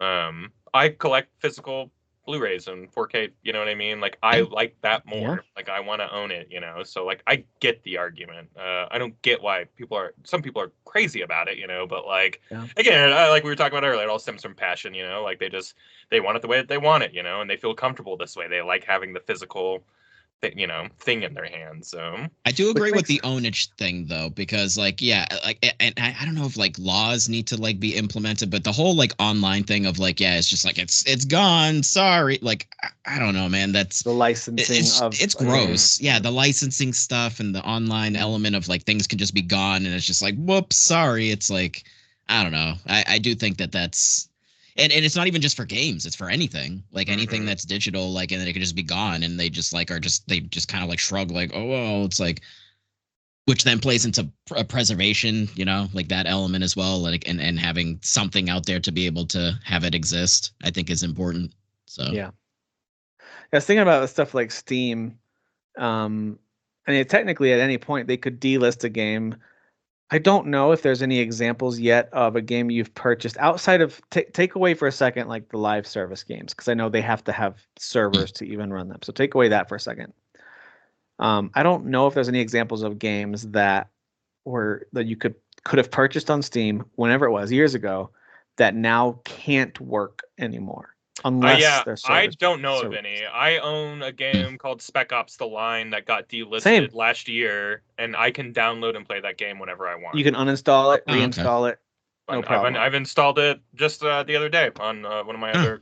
So it's like I think people like to talk about games kind of disappearing, but I don't know if there's actually a lot of examples of it. And if you know about it in the comment section, please let me know. Because like I'm not saying this as an absolute. I'm just saying like for me who do own a lot of delisted games and I can still play all of mine, it has not been something that's affected me at all. But maybe it will one day. You know? One example I'm curious to see how this works is, and this is a much more modern game, Ollie Ollie World is going to be delisted. As they're trying to figure out the private division, IP ownership, and all that stuff. So I'm going to go and try to reinstall it. I think I have it on Switch. So I'm going to go try to reinstall it after that just to see what happens. Like, will it let me do it? Or is my access to that game gone? One of the things that Steam does, of course, when you buy it, it gives you all these warnings. Like you're hitting accept on all kinds of terms. And they are making it clear that you're not getting the actual like game file on your computer for you to now use anywhere. You're purchasing the ability to play it on Steam. So to me, I've always saw that as I'm just going to make the assumption that during my lifetime, Valve and Steam will continue to exist. So I'm okay with this. Unless something crazy happens. If in the future Valve goes away or Steam as a platform dies, I don't even mean like it's bought and changed. I mean, if it goes away completely, then I'm probably screwed. I have a huge library of games that are probably gone. And I think for Steam, it feels a little different because like there are some console games I can think of that were delisted and you just can't download them anymore. PT comes to mind, you know, which is, you know, that's I mean, people were selling consoles for thousands of dollars without it on there, you know, so it's like, it might be a little more common. Like, so you might go on your Switch or your Wii and download Ollie Ollie World or whatever, and it may not work because like it might, that atmosphere. It might say error, can't download this file. The ecosystem is a little bit different, you know, than Steam. Whereas like, I feel like Steam, again, like when you purchase something through Steam, you purchase the license to play it on Steam forever. You know, I don't. It being delisted by the dev doesn't mean anything for you being able to play it. But again, like if you know of any games on Steam that do that, please, if you're listening, please drop in the comment section. I'm very willing to learn on this one because I just because I haven't experienced it doesn't mean it's not real. Yeah, me too. One thing I wanted to update you to on Steam, which I think is a good idea. They've added a new alert, and it's not huge. It's just listed there in the description of a game. If you're getting an early access title that has been dormant for a certain number of months, it'll give you a warning like, hey, the developer has not updated this, so its roadmap and promises of development might not be up to date. So it's giving you like a little warning before you purchase it, which I think is good, because there's actually probably a whole conversation to dig into on this. There's probably been some great research done on this. The abandoned early access games on Steam. There's a lot of them. Yeah. Things that don't make it to the finish line. Yeah. And I don't know if the developers just move on to other things, stop making games altogether, got the money they needed, they're done, forgot to hit this is 1.0 now. You know what I mean? Like, I don't know what how that happens in most cases. I'm sure there's a different story for all of them. But anyway, I think that's a good warning to add. They do warn you anyway, like, hey, this is early access. There's no promise they will update it. There's no promise that the state it's in now will at all reflect its final state. Like, they give you lots of, this is early access. Just know that going in. So, but like most people, I just go, yeah, that's fine. Accept. I want to play. I want to play. I'll accept whatever terms. Get me in there. Yeah, get me in. Let me in. Anyway. All right. Well, speaking of Steam, I am playing most games on Steam these days. As you guys know, I did not even know about the PlayStation outage at all until I saw the news headlines and you guys and others talking about it. I'm like, oh, PlayStation's down? Didn't know. I'm looking down at us console peasants. Like up in his ivory tower, just like, I had no idea. I have not played a game on PSN for a little while. But I have been playing on Steam. I did play some Kingdom Come Deliverance 1 there as well. And one of the things that I just wanted to highlight real quick, it's something I need to do more of. If I've got this computer and if I'm playing here instead of on a console more often than not, I've got to dig into mods more, because there are so many games that have incredible. I've played around with some Elden Ring mods. I've told you guys about that. But even Red Dead Redemption 2, as I'm playing a lot of that, there's so many mods out there, and I just kind of Googled like, what are the best mods to improve your experience? And they're not major. I mean, some of them are crazy, right? Some of them, Arthur becomes Superman and literally is bulletproof and can jump around the map. Like, okay, I'm not talking about that. That's hilarious, but that's not what I'm talking about. I'm talking about stuff that it'll make the way that law responds to crimes more realistic. It'll make it a little bit less of the monster closet approach where it's just enemies pouring out. It'll make it more realistic. AI is a little smarter. They don't keep running from cover to cover to give you easy shots all the time. So like, there's mods that'll improve your experience there. I need to do that more. I was thinking about that today. Like, I need to play around with some of these mods. That is one of the perks of PC. It's just tinkering around with all that goofy stuff. Yeah, I totally agree. But speaking of stuff that you guys are playing or watching, Dan, why don't you take us through some of the things that are on the docket for you, whether it's playing or watching, and as many things that we got plenty of time. So what things are you playing and watching?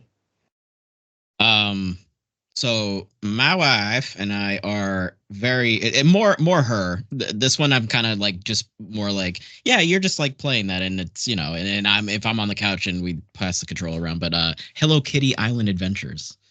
Actually very enjoyable. The only thing that I don't like that it is missing compared to Animal Crossing is the customizing of the island, like the terraforming and all of that.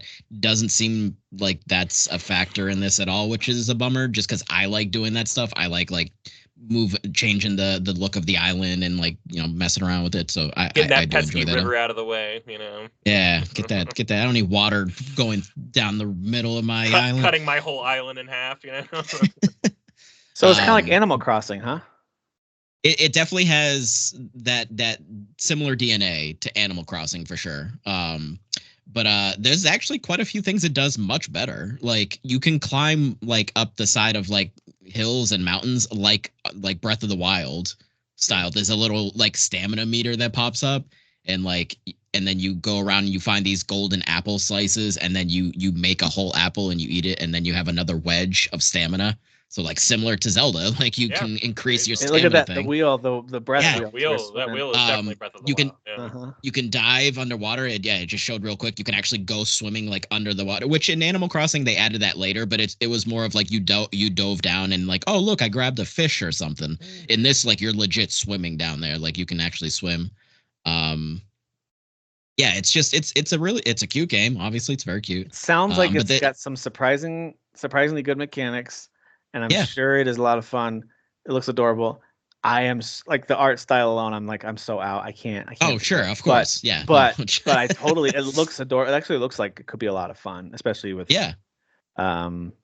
with like whether it's a kiddo or a spouse or something, just kind of a lighthearted romp. It does look like fun. I'm surprised how much depth there is, and the fact that it's just like you buy this game and it just is what it is. That because this was a mobile game originally. Damn. So this was actually a mobile game, but like between this and Fantasia, 2 mobile games in the stand. Yeah, exactly. You knew where I was going with it. Yeah. But the design of this is not mobile. Like the way you play this game is not. There's not like you're not like doing things and then like I gotta wait like X amount of hours. Gotta get my third like, gem. Sure, yeah. Like well, I mean, typical like you can give your island friends like X amount of gifts a day, but then like you just find like there's this like flower item that you can give them and it like resets it. So I mean, I guess that's sort of mobile-ish, but not really because it's really like simple and not intrusive. Yeah. But yeah, it's surprising how much fun it is, the depth of some of the mechanics. There's actually some Zelda like dungeons too. You actually go into the dungeons that like almost look like procedurally generated, and there's like some of them are actually challenging, like the puzzles, like figuring out like where do I put this block and how do I move this thing. Like there's actually a bit of thinking going on there. So yeah, it's actually surprisingly got some depth and it's interesting. So it's pretty cool. If you're like into Animal Crossing at all, like whatsoever, like this is actually like worth a try. And it's only $40. It's not a full $60 game. So unless you want the extra like DLC stuff, But yeah, so that one's cute. Nice. I'm pretty close to finishing the Veil Guard. I'm putting some time into that. I'm on like the last few things that I need to like take care of before I think the point of no return. Because I like look at the YouTube video just to kind of gauge where I'm at, and I think like a prompt came up where like the mission I'm about to go, like the main mission, the next one like pops up with like a thing like like you're gonna be kind of going in that path there. So I'm doing all like the individuals, like your party members, they got all their own like kind of baggage going on, like the missions. So I'm doing all those.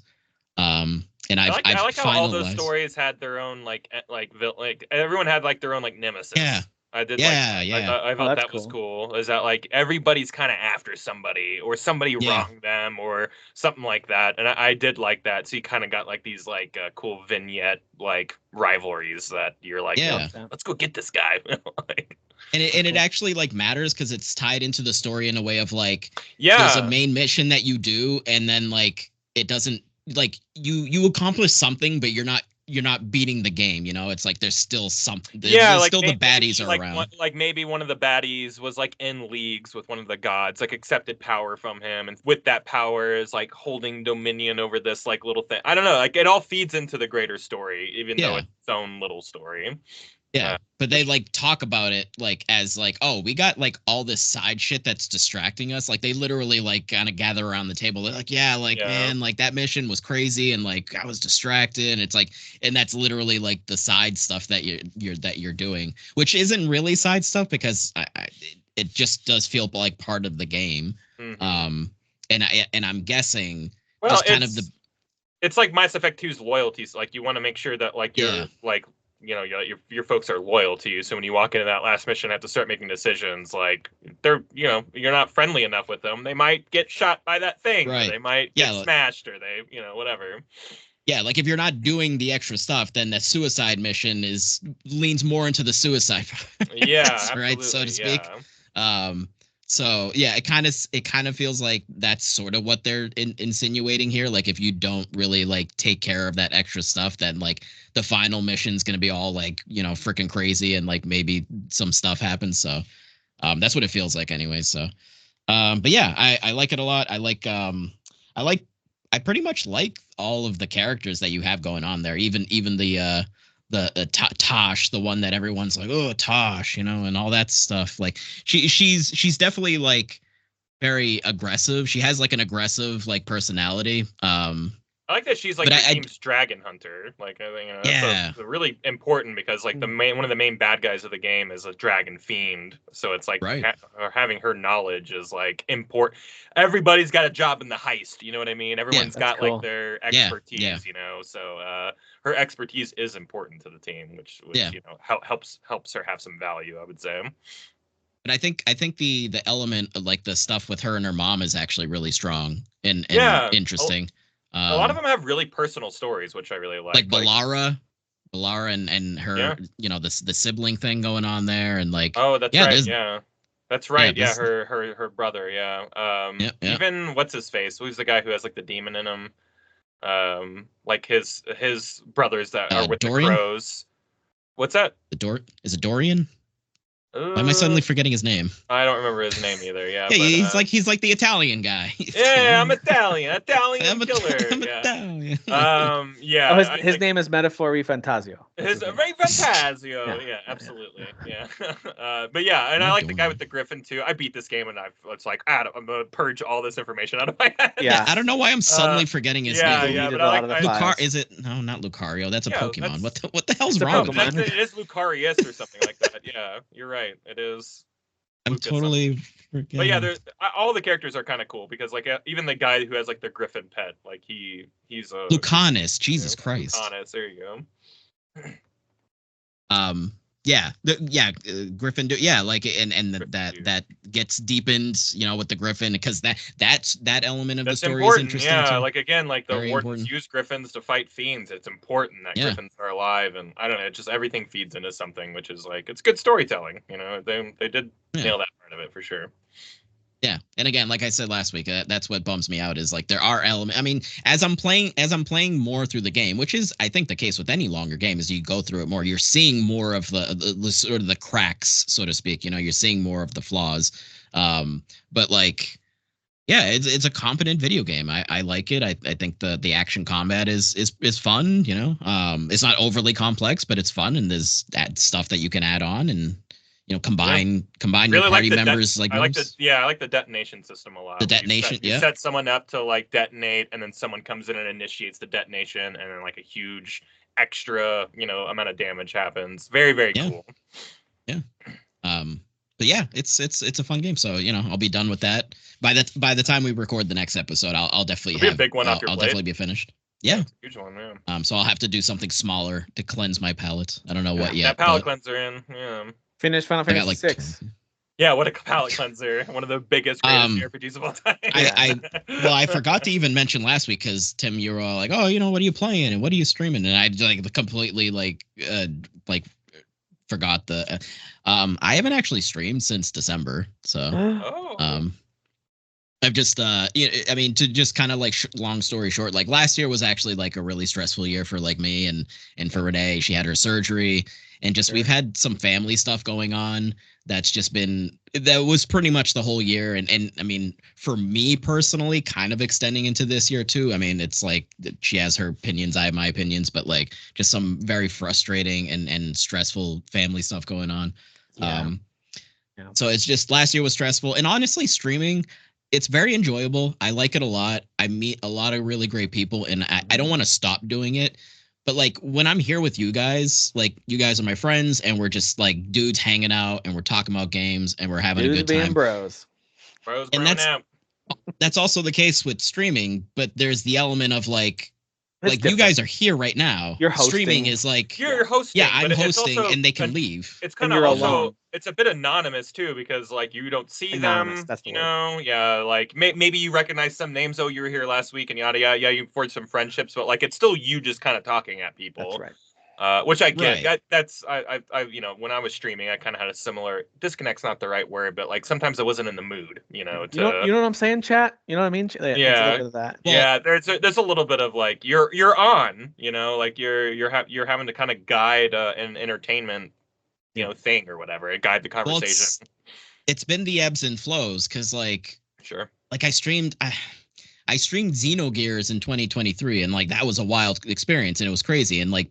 People were showing up because Xenogears is like a unique thing and it's like, oh, Xenogears. Yeah. And like that was 2023. Literally since then, I just feel like I just haven't like moved forward You know what I mean? Like it just kind of feels like I beat that game, and then like I've been trying to do these other things, and like I just feel like I haven't moved the needle, which I know that's not literally all it's about, but like there is that still that element there of like, but like I'm playing this game and like I'm sitting here and like no one's actually legitimately saying anything for like 15 minutes, and I'm just kind of like, well, shit, am I like not being entertaining? Like, am I doing something wrong? Like, I start getting in my own head, like, you know what I mean? Like, some of that too, you know, has kind of been going on, which really just shouldn't beat yourself up about it because it's supposed to be a fun thing that you're doing. But I think it's just the stuff that has been going on family wise and all that. It's all just kind of like a full blended plate's together. A full plate, so. you know? Yeah, man. You know? So yeah, I haven't streamed since December, but I'm hopefully. Okay, let's say even if you don't revisit it in the near future, I'm excited for you to continue on Final Fantasy VI at some point. I'm gonna beat it. I'm absolutely gonna beat it. Yeah. No, I have to because it's literally the last mainline Final Fantasy that I haven't beaten. You saved the best for last, man. I saved the best. yeah. Like, it's a good. It's a good. The best of the Pixel ones, in my opinion. Well, when I say that, I mean like it's a lot of people's favorite. So it's my favorite. Yes, it's my favorite. It's hard for me to argue against like 7 and 9 and 10. Like I understand the love for all the newer ones and stuff, but for me, it's my favorite overall. And I would definitely argue it's the best of the Pixel ones. It's so good. Right. So I mean, there's a reason people are trying to like, you know, like even the not ReFantazio, your Neon or whatever that game you were playing in December that came out from mobile to Fantasian. Fantasian, thank you. Yeah. Too many Fantasio Fantasians. Yeah. Whatever. They were trying to replicate. They always said, we just want to make Final Fantasy VI or something of that nature, you know. That's right. It's just like there is kind of a chasing the dragon type of thing going on with that game. That's I don't know. It's just unlike other games. A lot of games have tried to be the next Chrono Trigger too. Like certain games that Chrono Trigger's another one. People are chasing that. They're just chasing. We gotta get it. You know. Gotta get that Chrono Trigger feel. Well, whichever director it was, I'm suddenly forgetting which Square game. Or maybe it was Dragon Quest. It might have been the Dragon Quest where they specifically mentioned 6. We're like, yeah, I mean, like, you know, doing this with 6 would be pretty cool, huh? And it's like, oh yeah, the remake of 3.5. Dragon Quest 3. Yeah. I think that's they said that. Yeah. So yeah. Like it's cool that they actually like outright were like, yeah, like we could do something with 6, right, guys? Please, let them do it. Absolutely, keep it pixelated. I don't care. You know, I don't need that game to look like a modern game. Like, just give it to me. The remaster's really nice though. So like, even if they don't do that, it's really good. So yeah, but that's basically it. I can't think of anything else. Like. Nice. But thank you for my TED Talk, listening to my TED Talk, guys. Thank you. I appreciate it. We learned a lot. I know I did. I learned a lot. Thank you. Kyle, what about you? What are some things you've been gaming or watching? I'm still kind of plucking my way through Red Dead Redemption 2, as I know you are. Game's pretty great, man. Yeah, game's pretty great. So fun. It's so good. I'm just in Saint Denis, just like I never want to leave here because I know it's just like sadness. So I thought it got horrible after chapter 3. A lot of chapter 4 is still really fun, really positive. Like things are happening, but like a lot of great missions. It's not really until the end of that when stuff hits the fan, and then it's just all bad from there.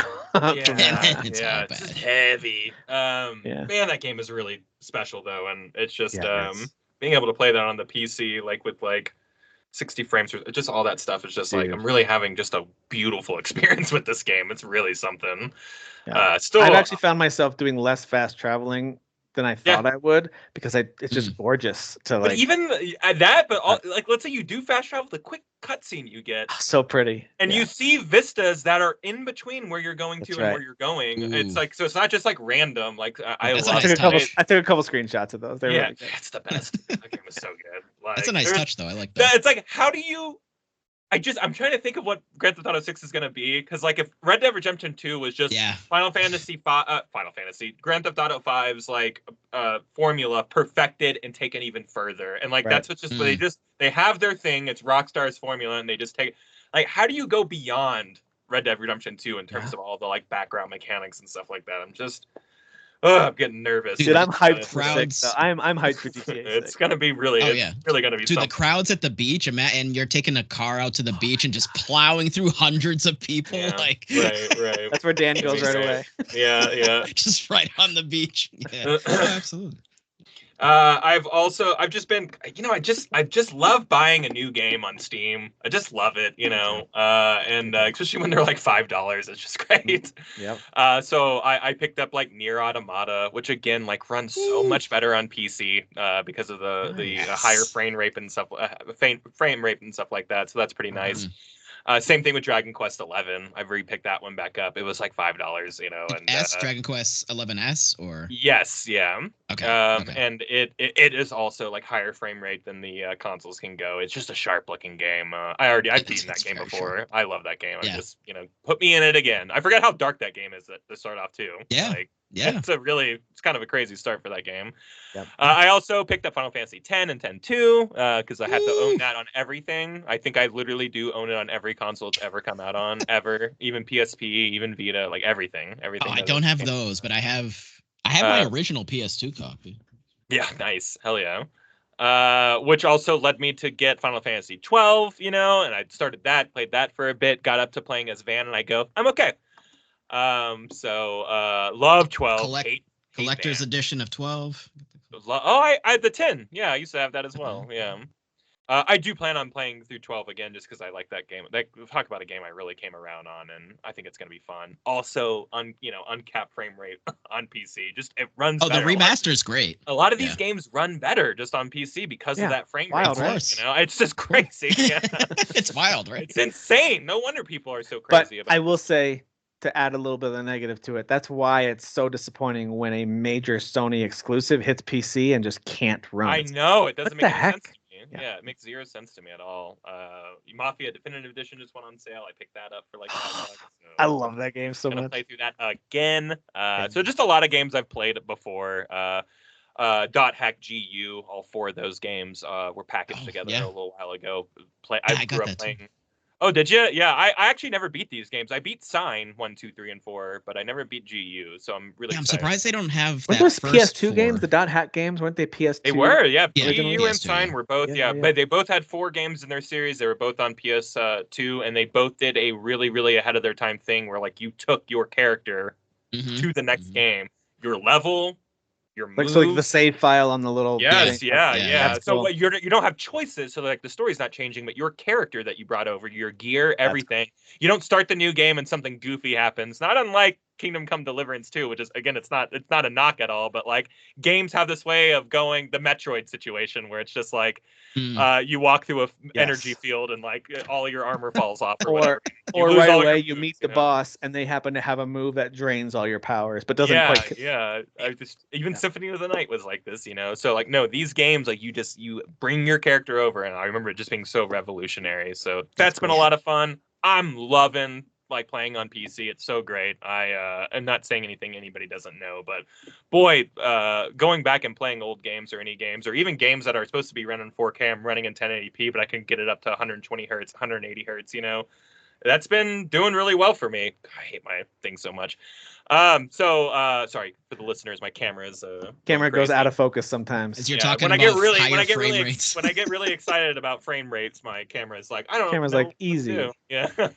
You're talking all this high technology. I think it's your changing light in the background. It might be. I could be wrong. Yeah, it might be. I don't know. Oh, it's trying to focus in on like Which it shouldn't, something. But whatever.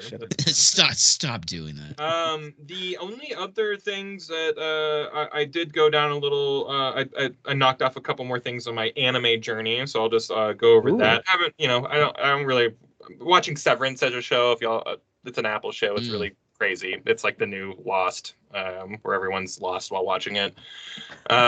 Very good show. But in terms of movies and stuff like that, I watched a movie that came out last year. Not an anime. It's a French animation film called Mars Express. So good, very good cyberpunk story. Very, very, very good. Mars Express. Mars Express. Mars Express. Okay. Yeah. It's a story about. It's like Detroit Become Human, the animation. Like it's kind of a similar story where it's about like robot rights and android rights and kind of noir-y detective type of thing. Highly recommended. It's all in French, so if that's not your bag, it is going to be all in French or whatever. But the other movie I watched, and Dan, you're going to have to go and watch it tonight or tomorrow or something. I'm listening. It's an anime. Came out in 2023. It's a movie. It's on Netflix. It's called Blue Giant. It's a anime about jazz. It's an anime about jazz. This kid just wants to play jazz and ends up like forming a band. And like it's about like that band like taking off and like the trials and tribulations of starting a band and being into jazz and ode to the power of music. It is one of the most beautiful movies I've ever seen in my entire life. And both visuals, the context, the themes, the music is some of the best jazz music I've ever heard. It's fantastic. It's complex. It's moody. It's so good. It's one of the best Japanese animated movies I've ever seen in my life. Easily in my top 10 favorite like anime ever at this point. So watched it 3 times since last week. That rare moment where anime and jazz intersect on that Venn diagram that no one's ever made. Yeah, you know what I mean? yeah. And like absolutely, yeah. And it's slice of life. So it's not like fantastical, like an alien doesn't come down and bestow secret jazz powers on him or anything like that. I'm out. Like it is a grounded slice of life movie about jazz. Does he use a sword to kill the other jazz musicians? He doesn't even use the power of music to kill anybody or cure anybody. I don't know, man. That is for me usually like with anime. I do lean more in like give me some punchies or some stabbies and all that. But like when it's something this unique like jazz, like a jazz anime, like that's very unique. Like that's cool. Like that's very cool. Well, and it's you get a nice little like again like slice of like what Japanese outlook on jazz is, like what their culture of jazz is and stuff like that. So. Fascinating movie. Loved it so much. Cool. Couldn't agree more. I suggest everybody go watch it. I think anybody who's ever seen a movie about like a band or a movie about music or whatever, if you like that type of stuff, like this is just that. It just so happens to be animation. Don't let it being an anime hold you back from watching this one. It's a good one. Netflix, one of these Blue days, Giants. One of these days, I need one of you to watch the only anime that I've recommended that most people haven't seen. That's Heat Guy J. People just won't watch it, but it's. I've heard of Heat Guy J. Heat Guy J. Heat Guy and the letter J. And the letter J. Okay. Yeah. I don't know where it is. It's probably on Crunchyroll, I would imagine. Sure. Yeah. It's on Crunchyroll. Yeah. Dude, it's so fun. It's so good. I highly recommend. I might go rewatch it just to make sure I'm not crazy and on my mind about it. But I remember loving it. And I'm not a big anime guy. Like I don't. There's enough of it that makes me kind of go like, ugh, this isn't for me, and I'll turn it off. But there's a lot that I do really like in the anime realm, and that's one of them. So. Anyway, like I loved the Cyberpunk show, for example. That was incredible. Cyberpunk's great. Edgerunners, yeah. Okay. Anything else, Kyle? No, that's it. I saw Nosferatu too. I don't know if I brought that up yet. Fantastic movie. Really good. Yeah. One for the kids. Good vibes. Yeah, bring your kids. Yeah. It's good vibes. Definitely not gory at all, especially when he like rips people's throats out and stuff like that. Yeah, it's totally normal. Very normal film. Speaking of normal, I did watch The Substance too. Whoa, that movie's getting awards. That movie's a crazy body horror movie that made me like very uncomfortable. That the Demi Moore one? Yeah. And I'm not an easily shaken by horror guy. Like I've been watching horror movies for a long time, and there was multiple times in that movie I'm like, oh my god. Yeah, even from the trailer, I knew that's going to be a disturbing movie. And I can't believe it's like the concept is really cool though. I know nothing about this movie. I've just heard it's Oscar buzz. Really like it's just insane to me that like a movie like this is like getting mainstream appeal. Like I'm like we like these like people like this stuff. Like that's like a weird like they like Demi Moore, I guess. Maybe yeah. I mean she's getting on. She was great in that movie, man. I'll tell you, the movie's really good. It's great. Has she been in a movie? I feel like I haven't seen her in years, like years and years. I don't know. I'm sure she may have been doing small stuff, but like I don't know if she's been leading lady in anything in a long time. All right, that's enough. That's all I've done. All right, well, I've been keeping an eye on the development of No Rest for the Wicked, of course. Very hopeful that game won't just end because of what happened with Moon Studio and Private Division and things shifting around. That did have a huge impact on their ability to continue with the game. They did kind of point to that. But they are back at it, and on March 11th, they have a kind of a presentation they're going to do. They're calling it Wicked Inside. It's their direct that they're going to put together. Wicked Inside. And so they're going to They've got an update called The Breach. They said it's a massive update with tons of new content and all kinds of stuff they're adding to it, which is needed. This game is clearly not finished. You get what feels like the first act of what I would hope would be 5 or 6 acts. Like, it does not feel like the full experience with how deep the game could be or should be. But I have no idea. Maybe that's most of the actual single player experience, which if it is, I'm pretty disappointed, even though I did like it a lot. So we'll see what happens there. That they're going to give us on March 11th a full deep dive into what they say is an overview of the Breach update, what is new at Moon Studios, and their updated early access roadmap. So they're kind of acknowledging that it's time for us to kind of reset and show you guys where we're heading with this thing. So yeah, let's hope that comes together, because I am rooting for that team. I'm rooting for that game. I really like that. That game looks beautiful. I would like to try it, so I hope that they can. Well, I don't want anything to happen to that team either. You know what I mean? Like, that same. is such a good team. Like, it'd be a shame if, like, I don't know, something weird happened and they had to close down. Yeah, I agree. So yeah, there's that. I already talked about Kingdom Come Deliverance 1 and 2. I did play and finish Tales of Iron 2: Whiskers of Winter. I talked about that a little bit last week. I showed you guys some video from it, but not only did I finish it, but I 100%ed that bad boy. Woo! Yeah, so I got like all the Steam achievements or whatever, including the one that says get all the medals or whatever in the game. So did all the optional stuff. It's not super lengthy. Like, if you wanted to get a platinum trophy on PS5, if you like those, this is a good one to go after for that. If you like kind of action adventure side-scrolling games, it's one of those games that once you get in the groove of the combat and you figure out the timing of that parry and dodge, you're just gonna roll. You're gonna have to, but it's getting that timing initially is a little weird. So you'll die at first, like, what the heck? How are you supposed to block this?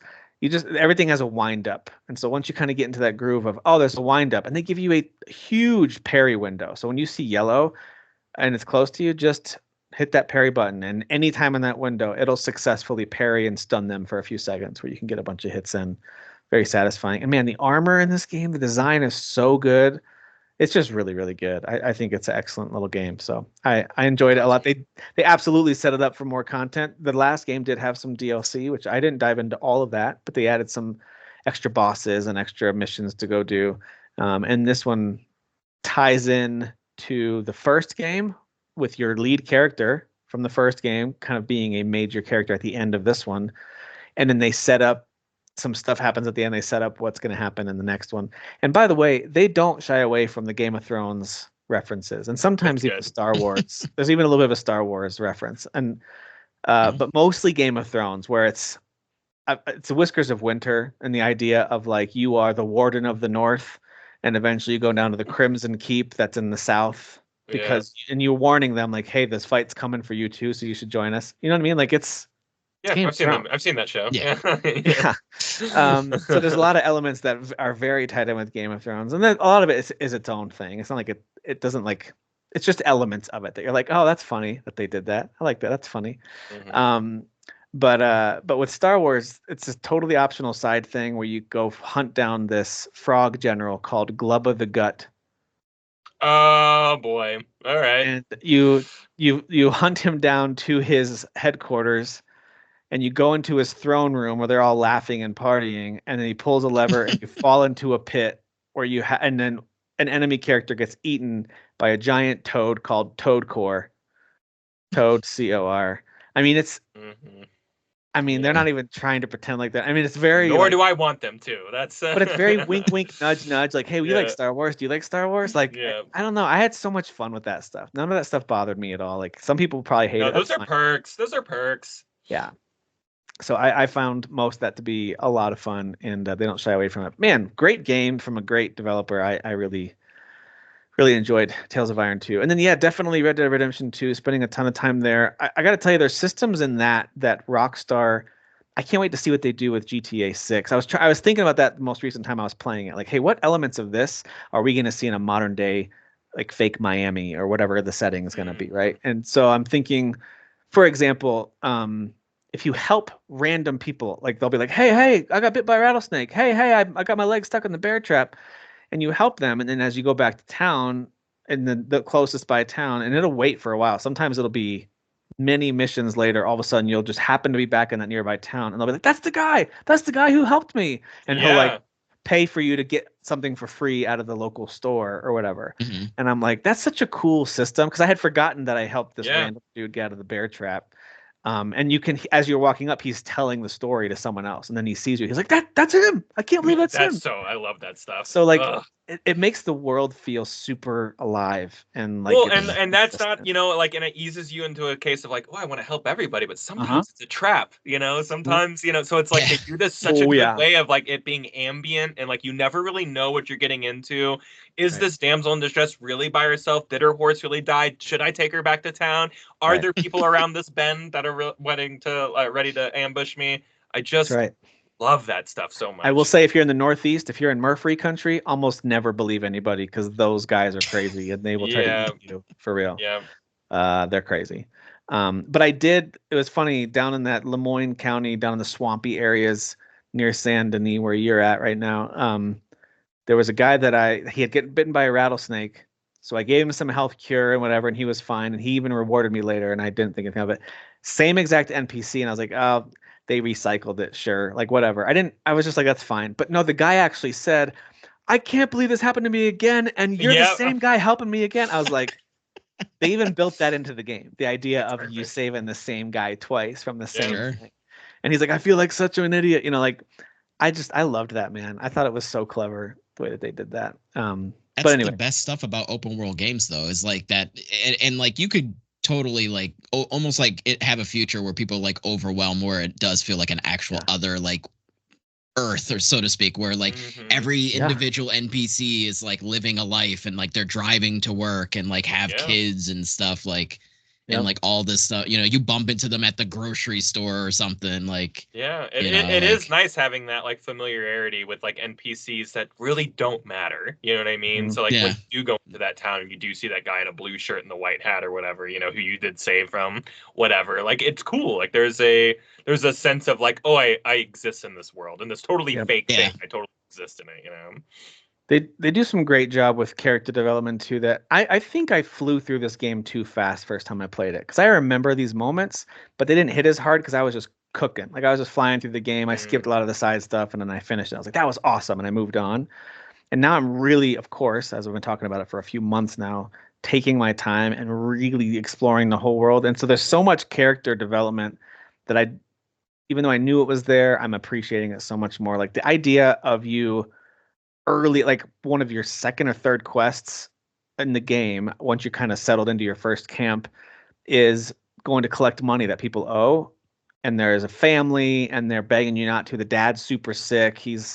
And that ends up being a major through line for Arthur's story, of course, as well. But they tie you back in. You mentioned this, Kyle. You interact with that family in these very optional but very interesting ways throughout the rest of the game, and things for them keep getting worse. But Arthur just feels compelled to, like, I got to do something. I feel so bad. Again, I'm having a new appreciation for the idea of the title, redemption. Like the idea of Arthur at the beginning is he's pretty mean, you know, like when he goes and beats people up to give the money that they owe, and they're clearly in a bad spot. And you're like, whatever, man, I don't care. Give me your money. I don't care. You like rob their house. And in my mind, I'm thinking like, yeah, they shouldn't have borrowed the money if they couldn't pay it back. And I'm like stealing their pocket watches out of their drawers in their bedroom or whatever to get the money back. But then by the end, they start to give you the option of, do you want to forgive their debt or collect it? And I found myself like, crap, man, like with what Arthur's going through by the end, just forgive it. Like, so they really take you on this arc of wanting to be, and now you don't have to play it that way. You can be a jerk, start to finish. That's fine. But they seem, in my mind, to be guiding you towards be mean at the beginning, and then let Arthur morph throughout the game, you know? And you're right. Like you said, you kind of had a natural urge to do that. And I think that's like very purposeful. I think most people who are not sociopaths probably feel that as well. And they're like, I think I will.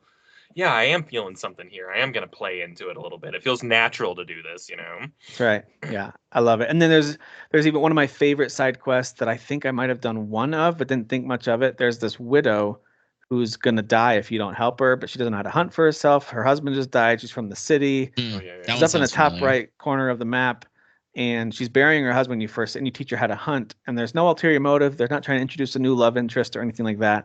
It's just literally some lady who moved there from the city with her husband. He died and she's stuck. So Arthur teaches her how to survive and that there's like 3 or 4 really quick touch-based missions you can do with her that are just like, what a nice touch. It's a great like cap on the end of this story. As again, that's totally optional. You don't have to do any of that stuff. But anyway, I'm loving it, man. That game absolutely rocks. There's no way I'll do 100% because there's too many online achievements that are needed, and even some of the single player stuff is nuts too. Yeah, there are a lot of GTA and these games are known for their like hundreds of collectibles that are in random spots that you would have to have a guide map for. So right. Yeah, so I'm having a lot of fun with it, but I'm now in that kind of phase where I know there's a handful of main missions left, and I'm prepping all the stuff real quick on this game before we wrap up. There's an epilogue, like at least both Red Dead Redemption games and the Undead Nightmare DLC have an epilogue where you play through the main story, you get to a certain point, and that lets you keep playing, but elements of your main experience are either over or have changed dramatically because of the epilogue that's happening. And so I'm trying to get everything I can buttoned up before the epilogue kicks in. And I didn't know that horses didn't carry over. I had forgotten that, which is a bummer to me because I have like one of them was a really hard horse to get, and I love it, and it's awesome. Is it the White Arabian? I love the White. That one you can recollect, like you can go recapture. I'm remembering. Oh, cool. Yeah. Okay. But the one that I have is actually so real quick. It is part of this guy named Albert, who's a wildlife photographer. Yep. And one of his missions, he gets you to herd horses in front of his camera so we can get an action shot of them running. One of those horses is the silver dappled Missouri Foxtrotter, which is not available in the game. All you can do is look at it during this mission. And then as soon as the mission's over, it has run over the hill and it's gone. But there's some ways that you can set up either get a stagecoach to block the way so it kind of slows it down just enough so maybe you can chase it. I tried it. That didn't work for me. The thing was still gone when the cutscene was over. But what did work is I hit track on its trail right before the cutscene and then talked to the guy, skip the cutscene, jump back, and the trail was still active. So I just tracked it. It took me like 20 minutes. I had to track this thing. Just kept following it. Wow. But eventually, because you're tracking it, it doesn't despawn. Normally, it'll despawn as soon as it's out of sight. Wow. So this horse stayed there. And I was so excited. Like when I got to it, I was so pumped because like I just couldn't believe that it worked. Yeah. And so I got this horse, but it's not going to carry over to the epilogue, which is fine. There's a lot of cool other horses I haven't gotten yet in the game that I'll get. I forgot about that moment, though. I forgot about that moment. Yeah. There is a key moment involving. And for me, it was actually doubly worse because there's one that's like, I think solid white up in the snowy area. That's the White Arabian. Yep. Yeah, and I got that one. Yeah. And then I was like one of the best horses in the game. Yeah. And exactly. And I was playing, and my wife was sitting beside me, and I think somebody was like hanging from a tree. So she's like, "Oh, like help him or do something." I was just like, I was just kind of like whatever, not paying attention. And then I got freaking ambushed. Oh, by the Murphys. Yeah, those creepers. Mm-hmm. And my horse died. And then I tried to like load the save or whatever, and it was gone. My horse was gone. I was like, God damn it. God you damn have it, a horse revive? You got to keep a horse revive on. Gotta always have a horse revive. Also, I do think those respawn after a few in-game days. You can go back and capture some of those. Oh, okay. Because there's a Red Arabian, which I have too, which isn't as good, but it's cool looking. Okay. So anyway. Yeah, man. So you can't carry over horses. You can't carry over some things, but a lot of stuff does. Like, for example, I wish I had known. I wish I would have looked. If you update your satchel to the top level one, you can carry 99 of everything. Oh, wow. Because everything's limited at like 5, and if you wear the special satchel, they can double to like 10 of that type of item. So, but if you do all the hunting to just have piercing, keep leveling up to the legendary one, I can carry 99 of everything. I was like, holy cow, I should have done this right away. Like, what was I doing? And the last thing is you can carry over cash if you do. There's like a little exploit that I know Rockstar could have removed from the game, but they didn't. But there is a absolutely random encounter where you can be tricked and drugged and robbed at this specific place called the Aberdeen Pig Farm on the map. And as Arthur, you would want to go back right away and kill those people and get your money back, which you can. Or you leave it, finish the game, and then the epilogue, go back and the money's there. And that's kind of how you can That's smart. Sneakily hide it for the epilogue experience. People are smart. They figure this shit out, and then it's just like it's there, and it's just like, yeah, that makes sense. The rabbit hole of Easter eggs too, where it's like there's a in the game, it's totally like you have to follow this very certain set of like things going on. But like you could see a UFO like in the sky, and it's not just like zips by really quick. It is like you're in a barn and like it's trying to suck the barn up, and like it's all lights and like it Holy is like cow. it is a major moment that like, but you have to like do this like, I don't know, you have to like do a couple things here that I'm like, how did anybody find this out? That's I don't know how you crazy. figured this out. That's So crazy. is there's that supposed another to one. be for like GTA 5? Because there's the whole They legend of that. always put. Yeah. They did. Yeah. That's like Rockstar's That's favorite. awesome. I didn't know that. That's so cool. There's ghosts that you can find, much like in GTA 5. You can go on ghost hunts, and there's ghosts like, but you have to do these like really specific things. Yeah, You know, be there at the right time of night, and have to like show up at the exact right time. You know, and a lot of other really cool stuff. Like there's a side quest that's not really part of a mission. It's just kind of an ambient mission. It's like you're tracking down like a serial killer. You stumble upon like his hideout, you know, and like it's just like I don't know like how people, but I remember like going down the Easter egg hunt and like knocking off everything. Like 'cause I just wanted to see that stuff, and there's so much. very fun. Yeah. Yeah, there's so much. Yeah, so absolutely loving it. But now I do feel the motivation to wrap it up because I've got Kingdom Come Deliverance 2, which I am really invested in and really want to dive into and play. I'm mad that I'm invested in it now that like Yakuza is about to come out and Monster Hunter is about to come out. Monster Hunter. So I gotta clear short games. I gotta clear the deck at least of Red Dead and hopefully of Indiana Jones if they update it. If I can get those two, like they're no longer sitting there waiting for me to finish, then I can play Monster Hunter Wilds. Even if I'm playing some Kingdom Come Deliverance, that's okay. I could play a little bit of both of those, I think, but not anything else. Like I don't need a third one, a third wheel for those. But yeah, loving that. As far as like watching stuff, not a ton, but usually my wife and I watch stuff. It's 9 times out of 10 it is going to be true crime, which is always pretty fascinating. Sure. We just watched this one series called Murder in the 21st, which I recommend. It's on Hulu. So if you like those murder docs, give that one a look. Always murder. There's always some murder. There's another one that I want to watch, but they're releasing it so slowly. We're going to wait till more episodes are out, called Scamanda. It's about this girl who faked having cancer to make a bunch of money off people. Scamanda. I get it. Scamanda. Scamanda. Yeah, pretty clever. So that one, I want to say we watched it, was great, but it only had one episode, and they're going to release once a week. So more will come out. So.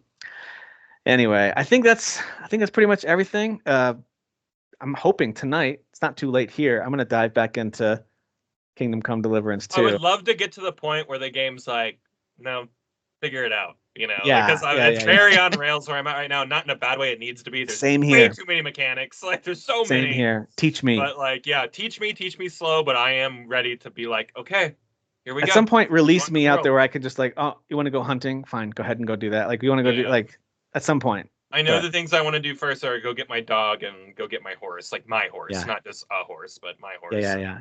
And eventually get your sword. Get your GD sword. Yeah, back, that's the thing that you didn't get in the first game. Yeah, there's so many things that don't get finished. They did not tie things it's up. It's so funny. Like, I'm just like, if I did beat this game, which I almost did the first one, I would have been, there's like no ending to that game. It just, there isn't. Like, nothing gets completed in that game. The ending of that game is, oh, you guys are being sent with a letter to hopefully form a treaty with this other kingdom, and then it ends.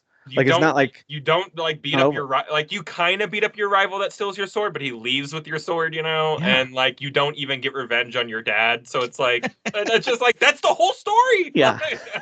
But they must have been planning the second one then. That's what I was saying in chat. I was like, I'm shocked that they were always planning to make more. Like they had that much confidence where they're like, no, like we're gonna make a second one. It's gonna be better, and it sounds like the. By the way, a lot of people consider Kingdom Come Deliverance their favorite game of that year and of like which I get. Like some people love that first game, and this game hitting with the public the way it is, I think is awesome because the first one was overlooked a lot because of its jankiness. Apparently, it already made its money back as of Friday. Right. Oh. Yeah. That's in like 3 days, right? That's awesome. Good for Warhorse, man. Good for them. So anything that's sold after this is just profits, man. Yeah, good for them. Good for them, yeah. All right. Last but not least, by the time you guys are watching, listening to this, the Super Bowl is over. So congratulations to the Chiefs for their illegitimate third Super Bowl, because we know that the refs are going to cheat and give it to them. That's how it goes. But I will say, my wife already has all the ribs in the barbecue sauce marinating as we speak, so we're like ready to party and eat. None of us really care about the Eagles or the Chiefs. We're not, like, we are fans of football, but we don't care about those teams, but we are excited to just watch the game, watch the commercials. Commercials will be fun. Eat a lot of food, Trailers and I'll be playing on my Steam Deck. We don't have any guests coming over, so I'll be able to just chill in my sweatpants. That'll be fun. Steam Deck while I eat. Pig out. Mm-hmm. Who needs people coming out? You just do. Yeah, my kids are like, "Can we have their family over?" I was like, "No, tell them no." Stop them. No. Why don't y'all go over there? How about that? Yeah, right. Could you guys leave? Get out of here. All right, thank you guys for watching and listening. We'll see you next time. Bye.